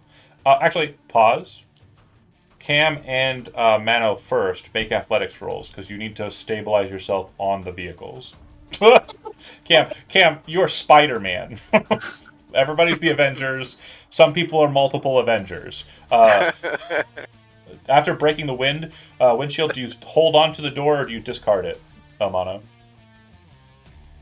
I leave it in the windshield. Okay, boom, slam it in the windshield, and then kind of reach over and grab a hold of like the frame of the car. As that bio or the robot guy comes out and calls you a bio nerd, he pushes the car door out and it comes slinging off the right side. So Carl, you're fine. And comes up with the big robot hand fist. Now I need the evasion roll. See, this is funny. Because Okay, so I got a 28, and I was like, there's no way. There's no way Elmano dodges this. You rolled 2 10s. No wait, no. Yes! Yeah. No, you just rolled the 110. Okay, I'm not crazy. Yes, so great. Fist comes up, you move to the side, and like you kind of like reach your arm up to grapple a hold of it, but it's like an actuator. You watch his fist fly up and then snap back suddenly, and you can hear the snap. So you're kind of. Oh yeah, I'm bio nerd. He's not using bio stuff. He's using Chrome. Chad, go. Yeah. You're muted. I can't hear you. Give it to me. I heard you, and then I didn't hear. That was. I said, did the guy have one of those pistons in his fist? It's like the gorilla arms. I got you. Yeah, but more like those. more chromed out. Yep. Yeah. Okay. So he swings at you. He will swing a second time because that's how brawling works. So go ahead and make another evasion roll. And Cam, you already made your evasion roll. That's good. You have reflexes Goddamn, you are 8, Cam. What's that? Do you have reflexes 8? Yeah. Okay. I think I'm still gonna hit you, because I'm not punching you. I'm punching El Mono. I'm shooting at Cam. Okay. El Mono, you will not dodge the second attack. You will take 14 damage to the chest. Whatever your armor is, it will count as half. My armor is 10. So Unless it will I had be time to get fixed. no. It will be. No. This is literally the next day. So yeah, it'll be count as 5, which means you'll take a total of 9 damage, and then you'll ablate your armor once. Okay, and then Cam, on your side, you hear the telltale sound of a click click as a submachine gun is jacked into auto fire position. You then see the barrel pop out from the windshield, and as you're holding on, just unloads into you. It does hit, but it only hits by 2. So the damage will only be multiplied thusly. And I rolled an 8, so 8 twice is 16 to the chest. Armor value currently, Cam?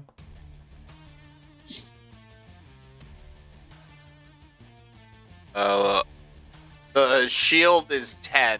You didn't have the shield out. Oh, okay. Then we're 11 and 11. So 11 in the chest. Then Yeah. that means that I will deal 5 damage to you for reals, and then you will lose 1 point of armor in the chest. Okay? Where does damage go on this? You just tap the arrow next to SP for the armor, and then with hit points up at the top, you just click on the number of hit points. It'll bring up a thing for you to change it. Oh, I see. You can also do it on your token. Okay. So skipping from there to the next leg of it, because again, remember, these aren't happening in 1.5 second intervals. These moments that we're having where you're actually fighting are the moments that you've drawn together to allow for you to get the moment. And that literally is happening in like the 10 to 20 seconds it takes Mooney's car and the guy who's driving it to race down Kennedy and move all the way through Watson in like the Flash, okay? As he's coming down the road, Mooney, you're a very smart boy. You are not dumb man. You know that if he is going to keep going, he's going to circle back around to where he came, and that's not a good maneuver if he's trying to evade somebody. You watch as you are looking at him, and in that second as you're kind of backing away, as you see him shifting gears, getting ready to turn, and you understand that means he's going for the Watson Bridge. You need to make a land vehicles check. Pit maneuver. Well, you won't be able to get a pit here. No, that's me talking. I'm sorry. It would be if you could get that close, but yeah, because of the way it's happening in the traffic, it won't be effective. No, not technique. Performance? No. Land vehicle? Control. Yeah, God, control. Trying to remember which is under what category. Control. You must learn control. Okay, so you do not lose him. You are moving with him perfectly onto Watson. I'm going to shift the music. Brought a damn good card for this job, apparently. Mm-hmm. As you do this, Appreciate it. Your brain also is keen enough and aware enough to realize before Bucket blurts out what he's about to blurt out, you already fucking know. Bucket, you see red and blue, and they seem to be following you. 2 patrol cars. Okay. Do you mention it to So we've got Mooney? Tiger Claws, Nomads, Maelstrom, and the NCPD. And it's only been 30 or 40 seconds, yeah. I would lean over and tell him, yeah, crap. we got the 5-0. Oh It's a yeah, they party. brought the lights. Now it's a party. I love that See. spirit. So I'm going to give you the handout for the Watson Bridge. Again, like I said, I made a handout for every single leg of the journey. I love this bridge. Making your way into Japantown. See, I told you it would matter. I told you. And you've made your check for your car. I need the folks who are not in the Maelstrom car to realize two factors. Okay, and this will determine what your skill check will be for this next leg. The Maelstrom car see the 5-0 pulling up, and it looks like, from what you can tell, are going to try and maneuver away from this and deal with you guys. You have the opportunity to leave the vehicle. I just need you to tell me how you want to do it. You have three options really, for egress. You can try and jump back onto the car, which at this point is probably the second easiest option. The first easiest option, but both of you can't do it, would be to try and jump onto Carl's bike. And then the last option is tuck and roll, baby, tuck and roll, or dive for the edges and jump over the bridge into the water safely. Splash. 10 out of 10. The Russian judge, only voted for 6, though, because it's an Olympics joke. I don't Yes, they do. So, how would you like to proceed, El Mano? Are you jumping for Carl's bike, or are you jumping for the car, or are you jumping the fuck out of here? Where's Carl again? Sorry. Carl's behind and kind of like to the side on your left, and then the car is in front and to the left. I am not jumping on Carl. Okay. El Mano feels like he would crush Carl. Yeah, he's got a little road bike. The bike might not be able to handle it, but yeah, Carl. So he would jump back to the car. Okay, so you are going to be making an athletics roll. Okay. Okay, Cam. I think. Okay. Cam, what are you doing? Sorry, we'll discuss that in a minute. Is there actually enough space for Cam to get behind Carl? It does look like it. I will say that what you're seeing situationally is it does look like El Mano is not going to make it. So you won't be able to help with that because you're on the absolute other side of the car, but Yep. Carl might. Then I'm going to jump for the car as well. Okay, go ahead and make your athletics check. Carl, in real time, you watch as the Maelstrom break to the sides. Oh my God. You watch as Cam grabs a hold of the back of the Nomad's car, and his legs clip into the ground as he's holding on for dear life. But you watch El Mano hit the back and tumble off the back and start to fall that way. You have two options. Only two options. Dodge El Mano and not get hit by El Mano, or move just slightly enough so you can grab El Mano by the hand and with your absolutely massive linear frame strength, throw them onto the back of the bike.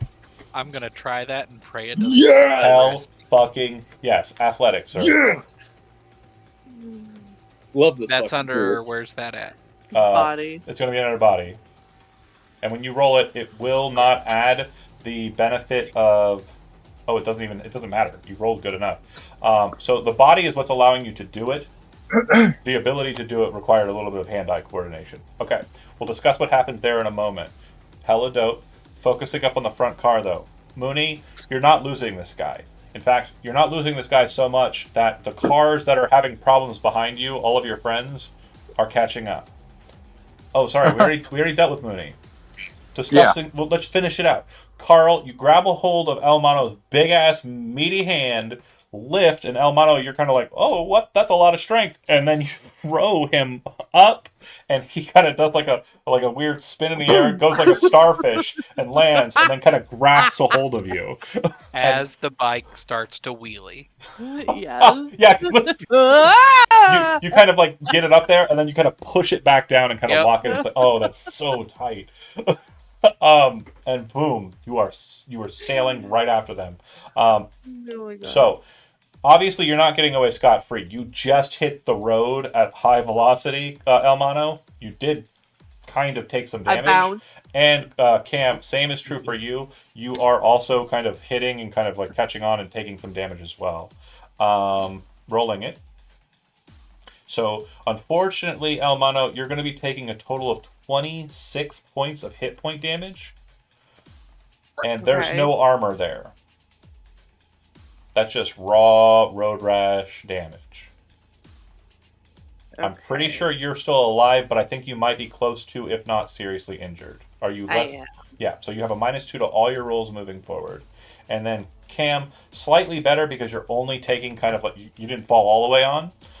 You'll be taking a total of 16 points of damage. Similarly, Road Rage, or Road Rash, you're not going to be able to ablate that or anything. You're also not in booty shorts and a tank top, hitting the road and skidding around.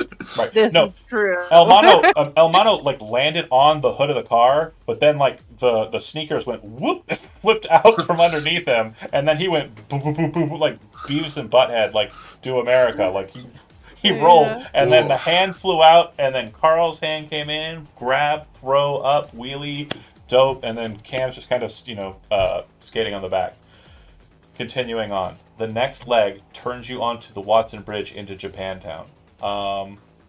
That being said, time, okay. Advanced or change layer goes to token, switch, bam. Okay, for this next beat, there really will not be an opportunity for you to get in combat unless you wish to directly fight the cops. I will explain why. You're not just driving after a guy anymore. You are now in dense as fuck traffic. And each movement here, it's not a situation where you're like weaving through it neatly and are able to kind of get next to them anymore. It's now a situation where you're following behind the destruction that they're causing as they are moving and driving recklessly, and those cars are now liabilities for you. Do you understand? So, with that being said, in this next stretch, all I need is drive rolls for the 3 people who are present, unless you wish to fight the cops. I I'm don't good suppose with I this. could like consolidate the two things and just like ram the vehicle. Yeah, so ramming the vehicle won't do a lot of good here, except for damage to it, and it's your car. So if you want to do that, you can. That's fair. The Is other, there anything I can do I to will try to help say, Cam into the car? the other Tiger Claw, the escort, it absolutely fucks off on. You know how Watson comes up and there's like 2 exits, one Yeah. on ramp, one exit. It takes the exit. You don't. Mooney's car keeps going into the dense traffic. Like they hope to lose you in it. They think of themselves as a better driver, and the other person, the escort, did not. Yeah, they obviously don't know who this fucking car belongs to. Well, it's obviously a prize machine, and they seem to be handling it pretty well so far. When you kill them, you'll obviously tip your hat to them. You know, everybody needs to know Mooney's the best. I mean, you did okay, kid. But nothing personal. So, I have those rolls. Okay, Carl, with the weight distribution here, it's a bit problematic. So, with that being said, you have 2 options. You will have to engage the cops because they are going to try and pull you over. Or you and El Mano can leave the engagement by taking the same off ramp that the other escort did. These are your only 2 options. You fight the And cops, or you leave the engagement. I'm gonna leave the engagement.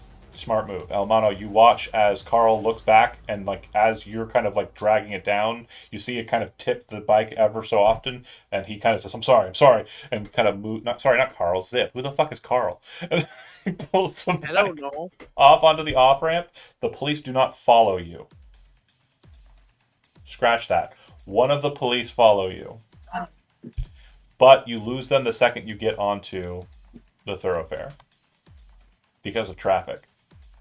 You're on a bike, you can weave through it, the police car cannot. Okay. Let's see. Where is... I need Mooney, and the Nomad needs to roll. Nomad's good as long as Mooney's good. I need to see that... Oh, is that this up here? No, that can't be. This is where all them falling down. I need drive land for you, Chad. Okay, you lock in. Everything that I described to you before, I'm going to go ahead and say roll 66 because you're smashing into their car like you asked to do. You're getting a little bit more licks on your own car if you want. You don't have to hit your car if you don't want to. Okay. Yeah, if it like being as locked in and focused as he is, and like knowing just like the sort of the intricacies of like of car on car crime. I think Mooney would be, he would like understand that there's not any point to be dealing damage to his car. Like he's just trying to run this guy down. Got it. Okay, well, this is the next beat. So Carl and the Nomad, or sorry, not Carl, the Nomad will catch up and will be right behind you. You kind of look over your shoulder, you see Carl dip, and you're kind of like, and you see one of the police cars peel off with him. When you get to this point, you have Hollow with your Nomad friend. The only one you're talking to, because Cam is pulling themselves through the back side and trying to get themselves into the car at this point. And Cam will discuss a role here in a second for that to happen. Riff, you're in the back seat of the car, and you're really not, cognitively aware of what's happening, I would say. Right? Is that fair to say? Yeah. But the Nomads understand. You're hitting Sagan. If you turn left, and it looks like that's what the asshole's about to do, that's the highway. And then if there are cops out there, they're going to call in more. You hear Duke say, "Hey, I can take him with me. You keep on him. You want me to go right? You go left?" What's the call? You want to maintain the cocktail, or do you want to lose him? I'm sorry, you're talking to me, Mooney? Yeah, he's talking to you on the hollow. Duke says, "It looks like they're going to follow us. That guy's going on the highway. If we go on the highway, NCPD will be all over us, chips and everything. You go left, I'll go right. I'll take him with me. You keep after the car." Yeah, sounds like a plan. Riff, Good luck. Watch as Mooney's cars, plural, floor to the left, and you watch as the Duke kind of like, "Hold on, kid," and fucking spins that steering wheel and does like this weird, like crazy wide, like Tokyo drift shit, and then starts moving southbound on Sagan or east on Sagan. Japantown drift. Japantown drift. Nice. However, Mooney, do I get 10 more eddies? They're just eddies on the bike. Just gets hit in the face with a random tenner. Like one of the pieces of foil flies off. This is worth $10. Very sophisticated equipment. It's worth a lot. The highway. All right, Mooney. So is it just me and Mooney chasing this guy now? That's what's left? We're going to be dealing with the others and their situations presently. But I want to make sure that we understand where Mooney's at and what's happening. You are on the highway. Your car, the one that you're used to, doesn't have any accelerator functions. Bucket, you're aware this car has a NOS in it. If you would like to gain on them perfectly, at this point, this is when you would do it. I'm going to pause that, though, because you are the only ones remaining in the chase segment, and we're going to deal with the aftermath for those who have left the chase segment. Carl, as I mentioned, you're able to weave through traffic and get out onto the thoroughfare here. You can head northbound, or you can head southbound. If you head northbound, you're aware via hollow in your helmet that Mooney's car is opening onto the highway off of Sagan. You could take the on-ramp and get onto the highway and rejoin the chase if you are fast enough. However, with the situation at present, El Mono might serve as a liability. So far, that's just based on rolls, not on actual anything. If you want to try for it with El Mono on the back of the bike, there's no penalties here. Just the fact that you rolled a fumble. And that, again, it's not for sure making it a problem. Do you want to try for it? Yeah. Land vehicles. I believe in you. No, I believe in you, can spend luck at any point. So do you want to spend any luck on this roll? I'm not telling you if you got it or not. I'll spend 2 luck on it. Because you have a rocker and you can do that. So 2 luck is being spent. How much luck do you have? I have 8. I'm gonna spend 3 on it as well. Okay, so that gives us a total of 21, which is insane because there were 3 set DVs to determine when you would rejoin the chase, and the highest of those DVs was 20. So you sail up the thoroughfare, making your way quickly, and as you are coming up that way, because remember, they were entering into traffic and not moving as fast, as you're coming up underneath the highway and getting ready to zip up onto up onto the highway, you actually see Mooney's real car and then Mooney's car that he's currently in flash by as you're coming up onto it. And it's at that moment, as you're about to discuss the Nos situation, Bucket, you look to the right and you can see Elmano's goofy ass hanging on to fucking Carl as that bike. And Carl's like in there, baby. He's like in there. He's like fucking tucked into that bike. And then there's just this big ass luchador on him, like boom, the bike goes. It will be rejoining the chase. Okay. Now for the Nomad car. Riff, you're in the back seat, and he looks back at you. Duke says, I'm just going to try and drive. You do what you got to do to lose him. Free form. Do what you like. How do we get rid of the cops? Okay. Okay, let's see here. So, I imagine looking out, I would see Cam hanging onto the car trying to come back. We're going to deal with Cam in a second. Yes, if you want to help Cam, you can, but that will not be any part of you trying to lose the cops. Gotcha. Okay. Okay. I don't want to shoot at the cops because Cam is a cop. I don't know how he'll take that. Cam is not a cop. Cam is not a cop. Oh, Cam is okay. I was under the assumption Cam was a cop. Cam Cam has cop is friends. like the cameraman who follows cops. I am a cameraman. Okay. Gotcha. Like, Okay, you know, the guys who changes make things. cops are not cops. They're cameramen and I gotcha, producers gotcha. and stuff. Yeah. All right. All right. I have a dumb idea. All right, let's hear it. I love it. Those are the best So- ones. My hope is so I imagine the cop cars, like there's one leading the group of cop cars. If There's a only group one of them, cop or is car on you right now. Oh, there's only one. Okay. Yeah, one Okay, went I after would like- Zip, and one went after you. Gotcha. Okay. I would like to try to shoot out his tire. Okay. So go ahead and make an attack roll with your go ahead and make a handgun check. You don't need to roll an attack roll. We don't need to see damage. Okay. We just need to see the skill check. Let's see here. Perforated. You watch as you kind of lean out the space with the Malorian Overture and shoot it like someone who knows how. And then you watch as it takes the tire and the cop car kind of pulls off to the side. You heard me. I did. Duke says, "Fucking nice, kid." And then as he's about to start like getting into like a speed race, Cam, you're on the back of the vehicle. You're trying to pull yourself into the vehicle, or are you wanting to leave the vehicle and just escape the situation entirely? Both are options.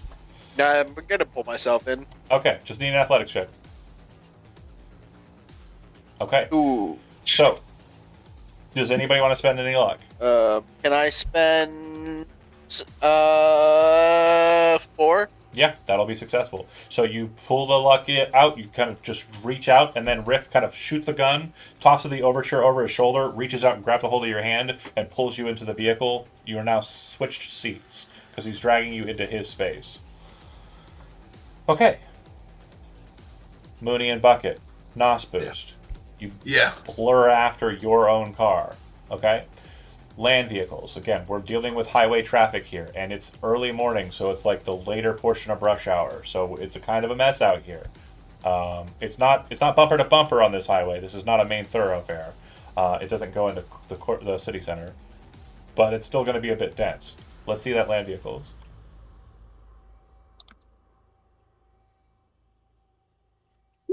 Great. That's exactly what I wanted. Now, there is an opportunity here on the opposite side. Again, the NOS is something that is being utilized. You are a tech. Do you have, trying to remember what it's called. It used to be called Jury Rig, but it's now called, it's a part of the Maker Kit. The fuck is it called? I'm just going to go into your character sheet. Hold on. Tech, Maker, it is called Field Expertise. You have a field expertise of 4, right?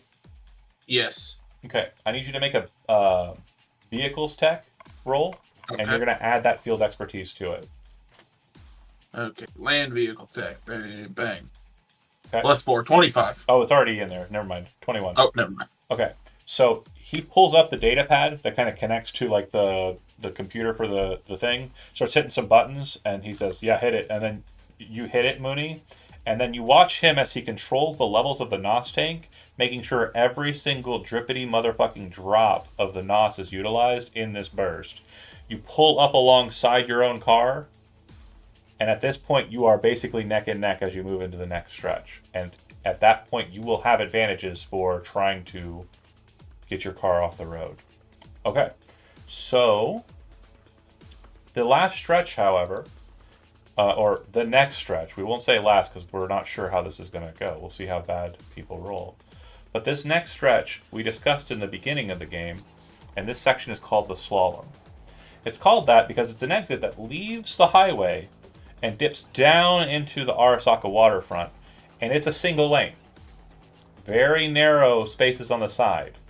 You can bump into traffic and kind of make your way through, or you can kind of weave through the traffic in a sense if you're on a bike.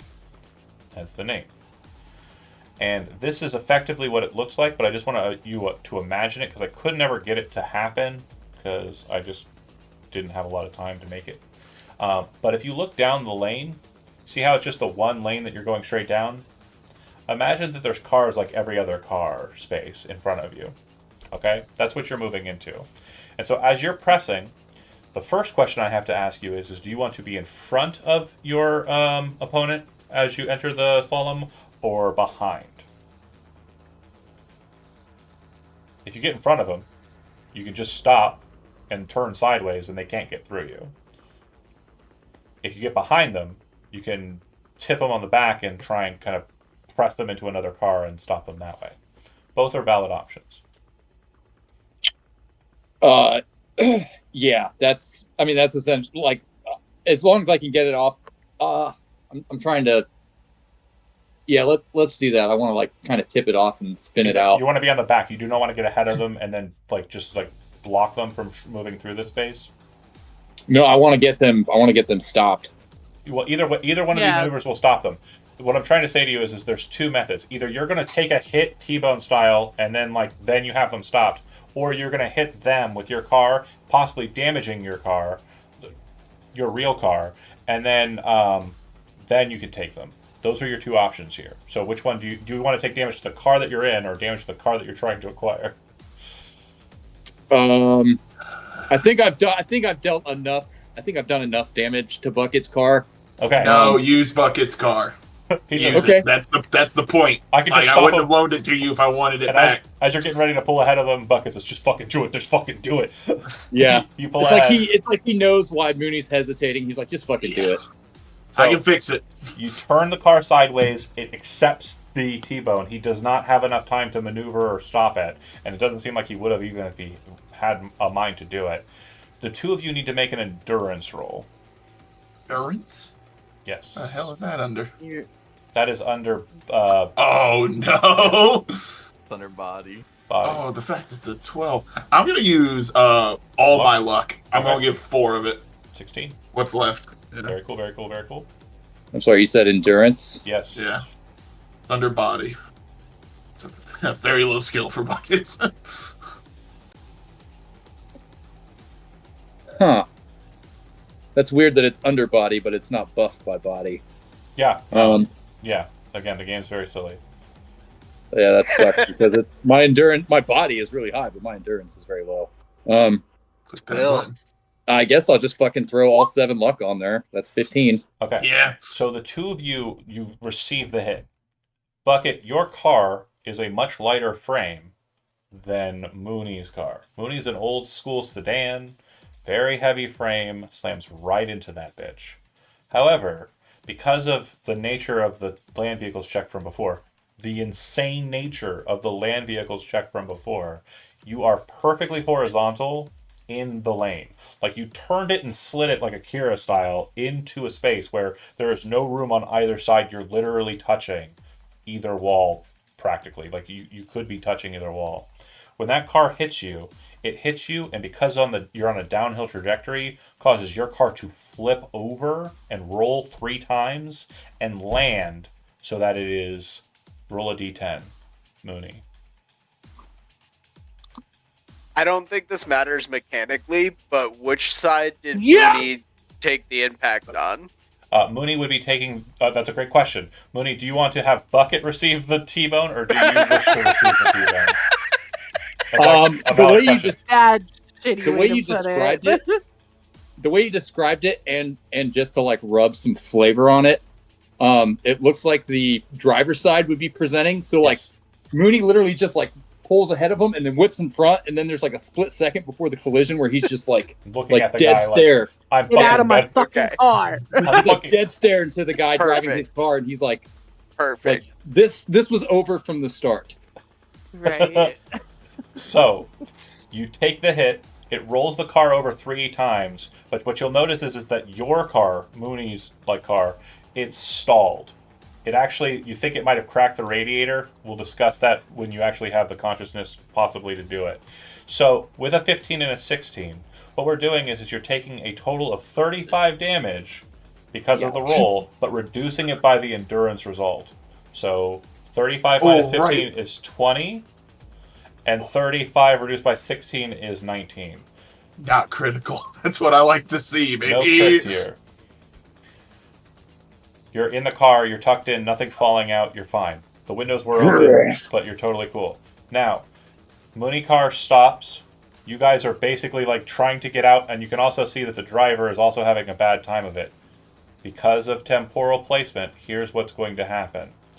Carl, Elmano, you drive up alongside of the situation, just moving past all of the traffic behind him that's starting to build up because, car crash and single lane. But you're able to move along the side, and you can pull up alongside Mooney's, the car you're chasing.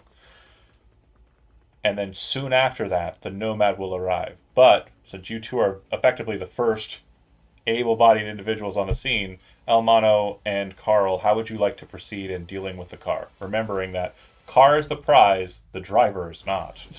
I would like to rip that driver straight out of the car. The window's not open, so you'd have to open the car door. You're not going to tear the car door off, right? Okay. Please. So, Please. runs up Like, and he's it's That's like, a like- letdown. You have been playing this so well. Wait, He's hold like, on. Stops, looks at the button, realizes that it's not on, there's no excuse, and then goes, gingerly, pleasantly, tiptoes and opens the door, and then reaches in, grabs the guy, rips him out. Carl, like shark attack. Yeah. you're still on the bike. You still have a pistol in your hand, I presume. Do you Okay, want to... no, hold on, Go hold ahead. on. So she just pulled Zip. him out, right? I'm sorry, Zip. Pulled him out. Yeah. That means they're on the bike by me, right? Well, Elmano got off. Hopped off. And That's what Yeah. I'm saying. Okay, Yeah. so I'm not close to them. You're close. You're right there. No, you're like right there. Cool, then I just reach over my hand and crush his head. Okay. My Oh head. yeah, No. he's strong enough now. No, using the driver. So the linear frame, you'll note that it doesn't really have actuators on the hands. It's like a vice grip. Oh, that's sorry, used, I didn't No. understand. Listen to me. Hear me out. So it's like a vice grip that's used to pick up things and can be used kind of like a loader. So you reach over with that and set the claws there, and then just kind of twist, and that twist and torque causes his head to pop right off. And Elmano's like- holding it. Elmano's like, and then snaps his head off, and you look over, Elmano, blood on the Luchador mask once again, but not blood that you put there. Looks over at Zip, nods. I wear a mask, you wear a mask. Eh. Hermano! He Eh. has no mask. Mooney, And then you Bucket, just tosses healing the yourself body over. out of the car, but because you rolled what you rolled, it is drivable, and it is on its wheels. Oh, thank Your God. car. Mooney's car, the radiator appears to have been broken. The tech can probably fix it enough to get it moving quickly. What you're realizing as the first car to pull in behind you is Duke and Riff. Behind that, there's more traffic, but you can hear the blaring over all of the sounds of Night City, especially the honking of the assholes behind you trying to get to their jobs. You can hear the blaring of the sirens coming from Japantown, as they did lose them, but they are catching up. Mooney can probably patch it up enough to get it going. He wants to make sure that Bucket's car is good to go. I can take care And of my assuming own. Bucket's If you car can is take good to care of go. yours. He goes ahead and tells them to hit the road. Mooney's land vehicle tech is 17. He knows how to fix cars. Okay. And then I guess to make Carl's life Pause easier. for a second. It's not the fact that he has land vehicle tech. It's the fact that he has field expertise. You could fix it, but you don't have the tools, nor do you have the time. I got you. So field expertise is more of like a patch job. It used to be called jury rig. It allows you to fix something to make it work for like so many minutes. Okay. Then yeah, that's what we'll do. We'll get that patched up so it's not going to quit on me on the way back. Bucket rushes over, pops the hood, pulls out the tools. Go ahead and make another vehicle stack. Yep. You see him kind of just twist the radiator cap off. Steam starts flying up in the air. You see him kind of... Yeah. Exactly. And then immediately just patches it over and says, you're going to need a new radiator cap. And then slams the door shut. It will drive. It will not drive forever. You need to get it fixed. And then Carl and Elmano, you two zip out. Not Carl, zip. Do you zip out? I'm sorry. I'm going to get it. I'm so sorry. Well, to make Carl's life easier, Elmano's zip with me. Zip. Sorry, keep fucking up. We have to stick to it. If you say it out loud, if you're saying it in character, I need to know. Yeah. That's the problem. And you were told not to, so we wouldn't in character. I'm a failure. I keep doing it. I'm sorry, Chody. To make Zip's life easier, Elmano could go ahead and just ride with me or Buckets. That's fine. Yeah, no, he would absolutely let him go. Okay, wouldn't be the first time that Elmano's gotten a ride from Bucket. I was about to say, I'd look over and be like, get in. just you would see me like holding my side, a crushed car. Like, just get in the unfucked side. Elmano's still holding the body, and then looks over, and Carl's like, just like, moving the blood. Sorry, did it again. Zip is moving the blood off his machine and walking over to his bike and getting ready to zip out of there. See, that's what I need to keep doing. I need to keep using pick up the bike and I jump over the car that's T-boned in the thing and just set the bike on the other side. And I can get ready to go. Heading down the way there. And then Rip, you stay with the Duke, or are you gonna pop into somebody else's car? He says, whatever you gotta do, kid. I'm fine here. Alright, let's roll. You drink? Alright, fuck yeah. And so they're going to, once Cam's the car... I'm about to say, Cam made it in that car, right? Yeah. I'm sorry, we had a moment when you shot the tires out. Cam was outside, so the Duke likes you. That's fair. Cam's crazy. So's Elmano. I don't think the Duke wants to hang with them too much. Jumping out of cars. What the fuck do you ripping think this them is? apart. What do you think this is? Fury Road? What do you think this is? Fucking Mad Max? Yes. You crazy? Is it gonna Mooney exactly. You asked for Fast and the Furious, and we gave you Mad Max Fury Road. Yeah. There's fucking guitar going in the back. We're jumping off of cars, like slamming car doors through windshields. When you're right, you're right. And you're always right. Yeah. Sorry, man. We hit the genre. That's all we can do. I will say at this point, and this one was definitely a time-sensitive situation, you will get out of the situation. I'll kill the combat music and shift over to something a little bit more pleasant. Once you break off, it sounds like we're splitting up a bit. Mooney, you're going by yourself with your car. Where are you headed? I was going to say Boxville, but from where we're at, that seems like quite a drive. It would be about an hour and a half. Actually, in this current traffic, it would be about 2 hours with your skill. That's insane. Is there... You're right in the meat of rush hour. Yeah, if there's like a friendly location nearby, he can go to hide out and lay low. If you cross the city center bridge, you could go to Biotechnica Hotel. If you stay in Watson... you could go to Riff's apartment. Which one's closer? They're about equidistant. Okay. Traffic-wise, Riff's is closer. Because going into the city center, which was the next leg of it, if you guys didn't get them at that point. But if you'd gone into the city center, god damn it. It would have been so funny. But didn't happen. Great job. I congratulate you. Riff's would be the best point, I think. If he's okay with it. Yeah, and that's what he'll do. It sounds like Duke is heading over towards that area to get a drink anyways. It sounds like they're heading over to Lizzie's bar. Okay. Then yeah, like he'll get over to Riff's apartment. I doubt, a beater like that in a place like that is really gonna stand out much. Sure. And then, once he gets there and there's no heat, nobody's chasing him or whatever, then he'll get on his agent and start touching base with everybody, making sure everybody's okay, and Zip, and then see where they're at. Zip, you're just heading home, right? Job's done. I'm going to head back to the brick building that I found the helmet and the gun in, and feel very at home. Okay. It has been pretty much cleared out of most of the stuff that was in it already. It seems like Zigzag has already come in and kind of gathered the thing and removed the body as well. But the furniture is still present.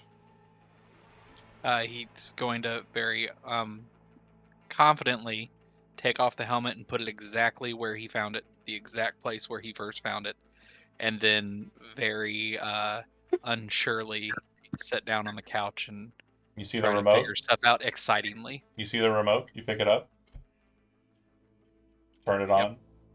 It goes to Network News 54, and they're reporting about a gun chase on the 19, and you're basically watching footage from CCTV of what you just did. Of fucking a car like speeds down the road and you see a giant man on the hood smashing it with a car door. Literally.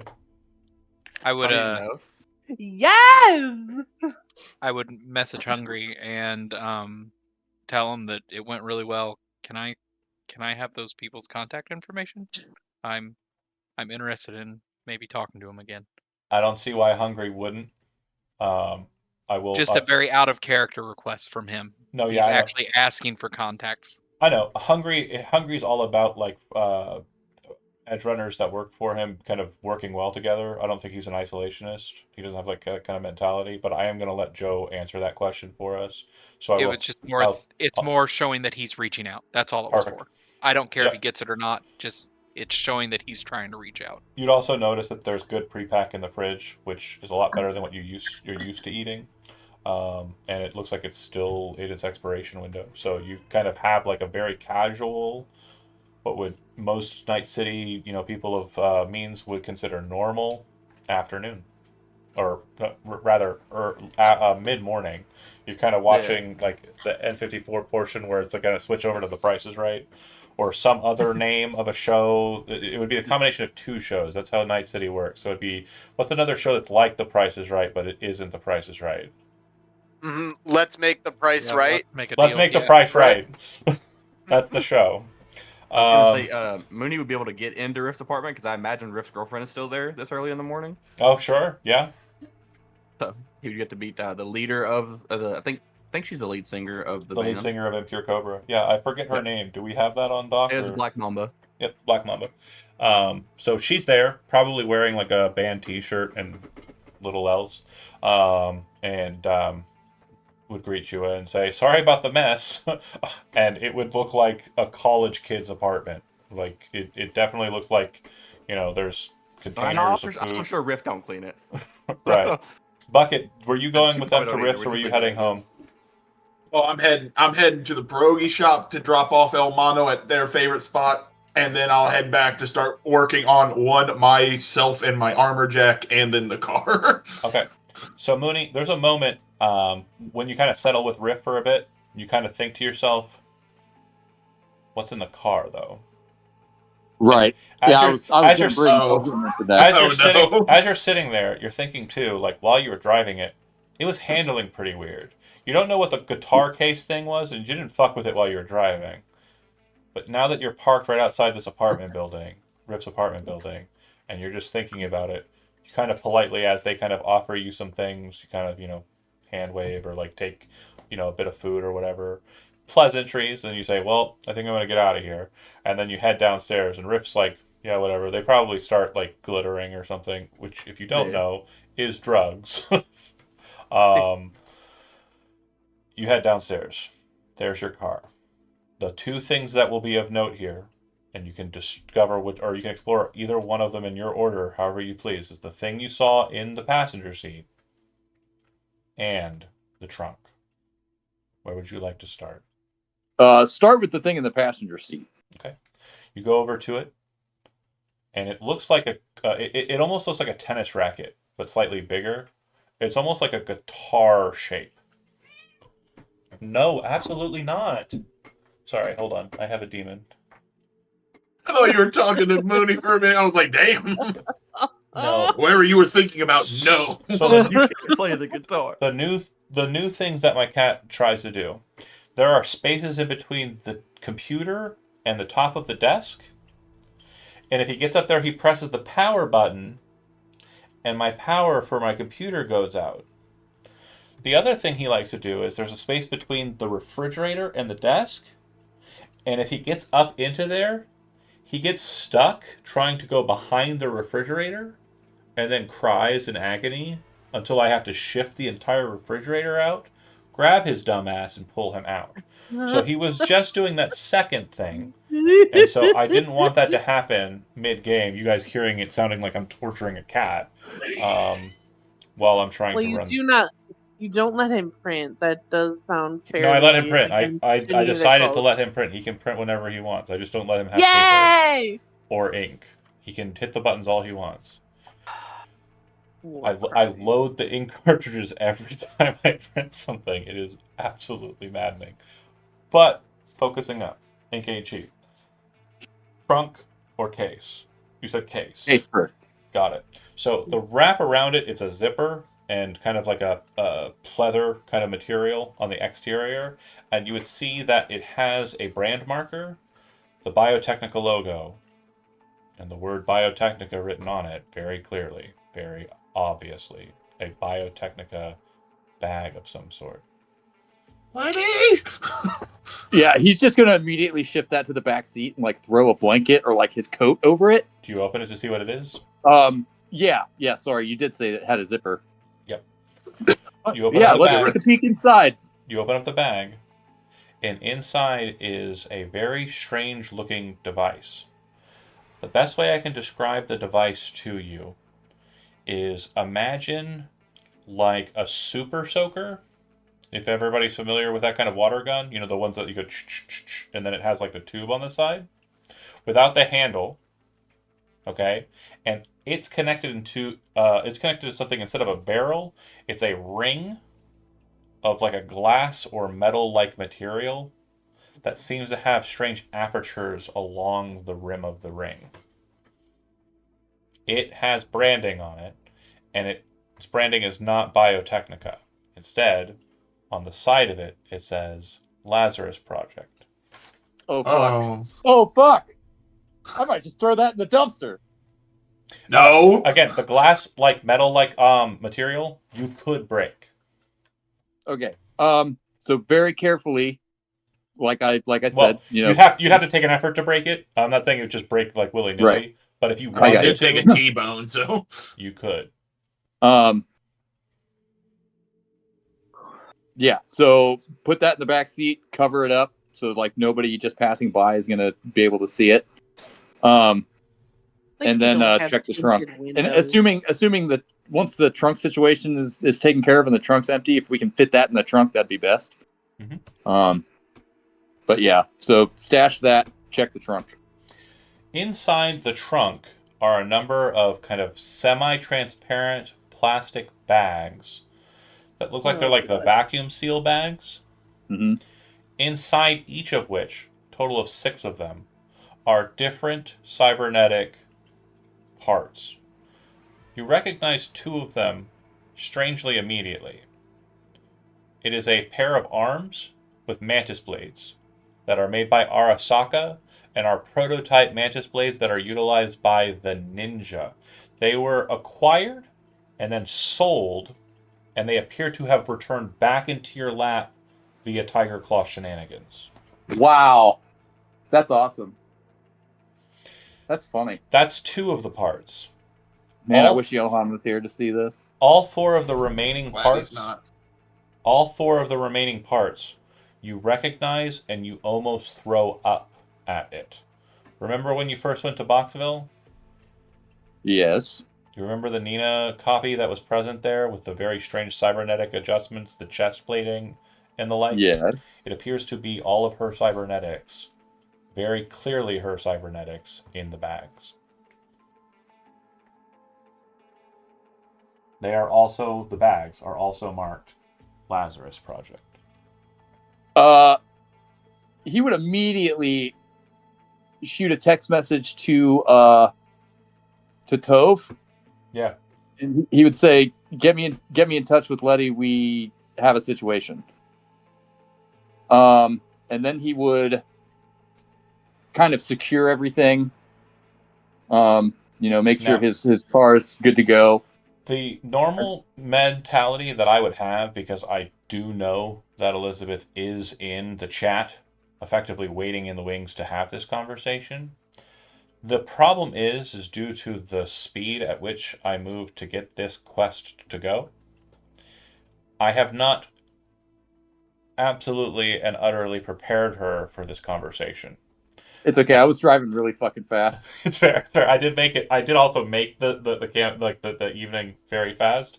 And you guys finished it very quickly, actually. So I mean, again, the end portion was supposed to just end right here, like, and that's the end. But we have 30 minutes left. We're not going to make it to the end, by the way. We're probably going to end early. I just want to let you all know. You did extremely well. There were a couple of falls.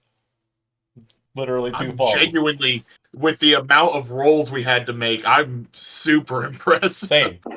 Did you see how much damage was dealt? Like, there was insane amounts of damage in rolls. Literally zipped through that shit, I would say.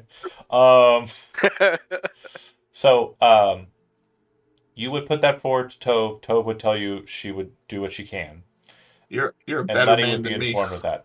I will have my conversation over quote-unquote dinner with Frederick Red with Letty. That still needs to be drafted. I'll probably work on it this weekend or something. But next Thursday's going to be another pickup game I haven't mentioned yet. And it will mainly focus on a lot of other characters, specifically Hungry. I believe Joe will be coming out for it. Several of the new people. And also Redtail, who is the primary star of next session. The MedTech bioexotic we have played by Foxen. So you said there were the cybernetics was all like the Nina copy stuff, and then the Mantis blades. That's right. Okay, so those Mantis blades I will probably be hanging on to. The Nina stuff is marked Lazarus product. The Mantis blades were not. Those were not marked. Yeah. So pretty much all the Lazarus project and Biotechnica stuff he's going to be hanging on to for Letty. Yeah. But the Mantis blades he's probably going to be, unless anybody else wants to call dibs, he's probably going to get in touch with Buzzard to see, about maybe getting some money there, and then he's going to share that money with everybody that was involved. Here's the I know Jumbo technically already paid them, but everybody did a fantastic job. Mooney cannot stress enough how much he appreciates their help. Favors will be employed. But he really just wants to make sure that I do want to make knows. sure that the interesting part of this segment, the thing that I actually would have ended on for certain, is drafted here. Riff, your girlfriend's starting the glitter. You'll probably join in here in a second. Yeah. Mooney left in kind of a bit of a hurry. Your window on the 5th floor looks straight down at the parking lot. Yeah. You look down, and you can kind of see what's going on there. It looks like there's strange cybernetics that were kind of taken from the vehicle. You don't know what they are. You don't know what the course of that is, but you do know that the person that hired you for this job, the fixer that hired you for this job, was Hungry. Do you want to let Hungry know that there were strange cybernetics that were in Mooney's car, or do you want to leave it lie?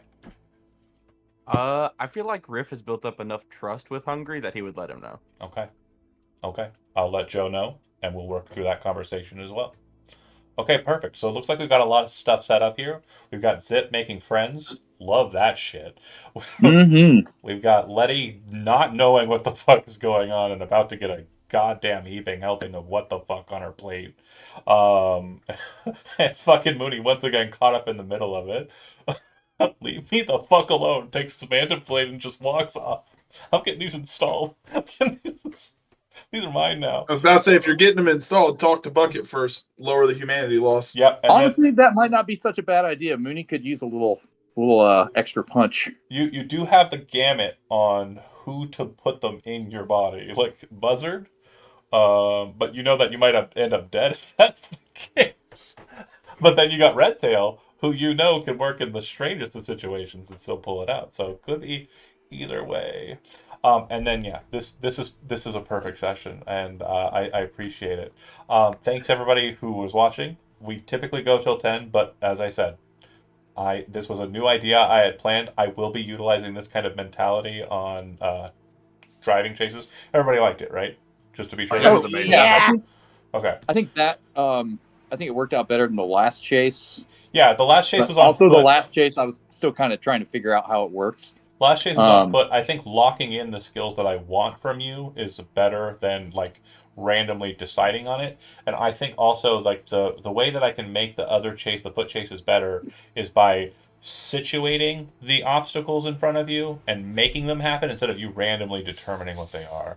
So again, it just the roll of d10 would be behind the scenes. I would be handling the choices, and then you would just basically be running into a situation and dealing with it. So yeah, I think good stuff, and we'll award IP once we pop off here. Thanks for watching those that did. We will be playing Dungeons and Dragons on Friday, probably on Sunday as well, and then next week, Tuesday Dungeons and Dragons, and then Thursday will be the next time we run a Dark Skies game. So thanks for watching, and see you when we see you. Ciao.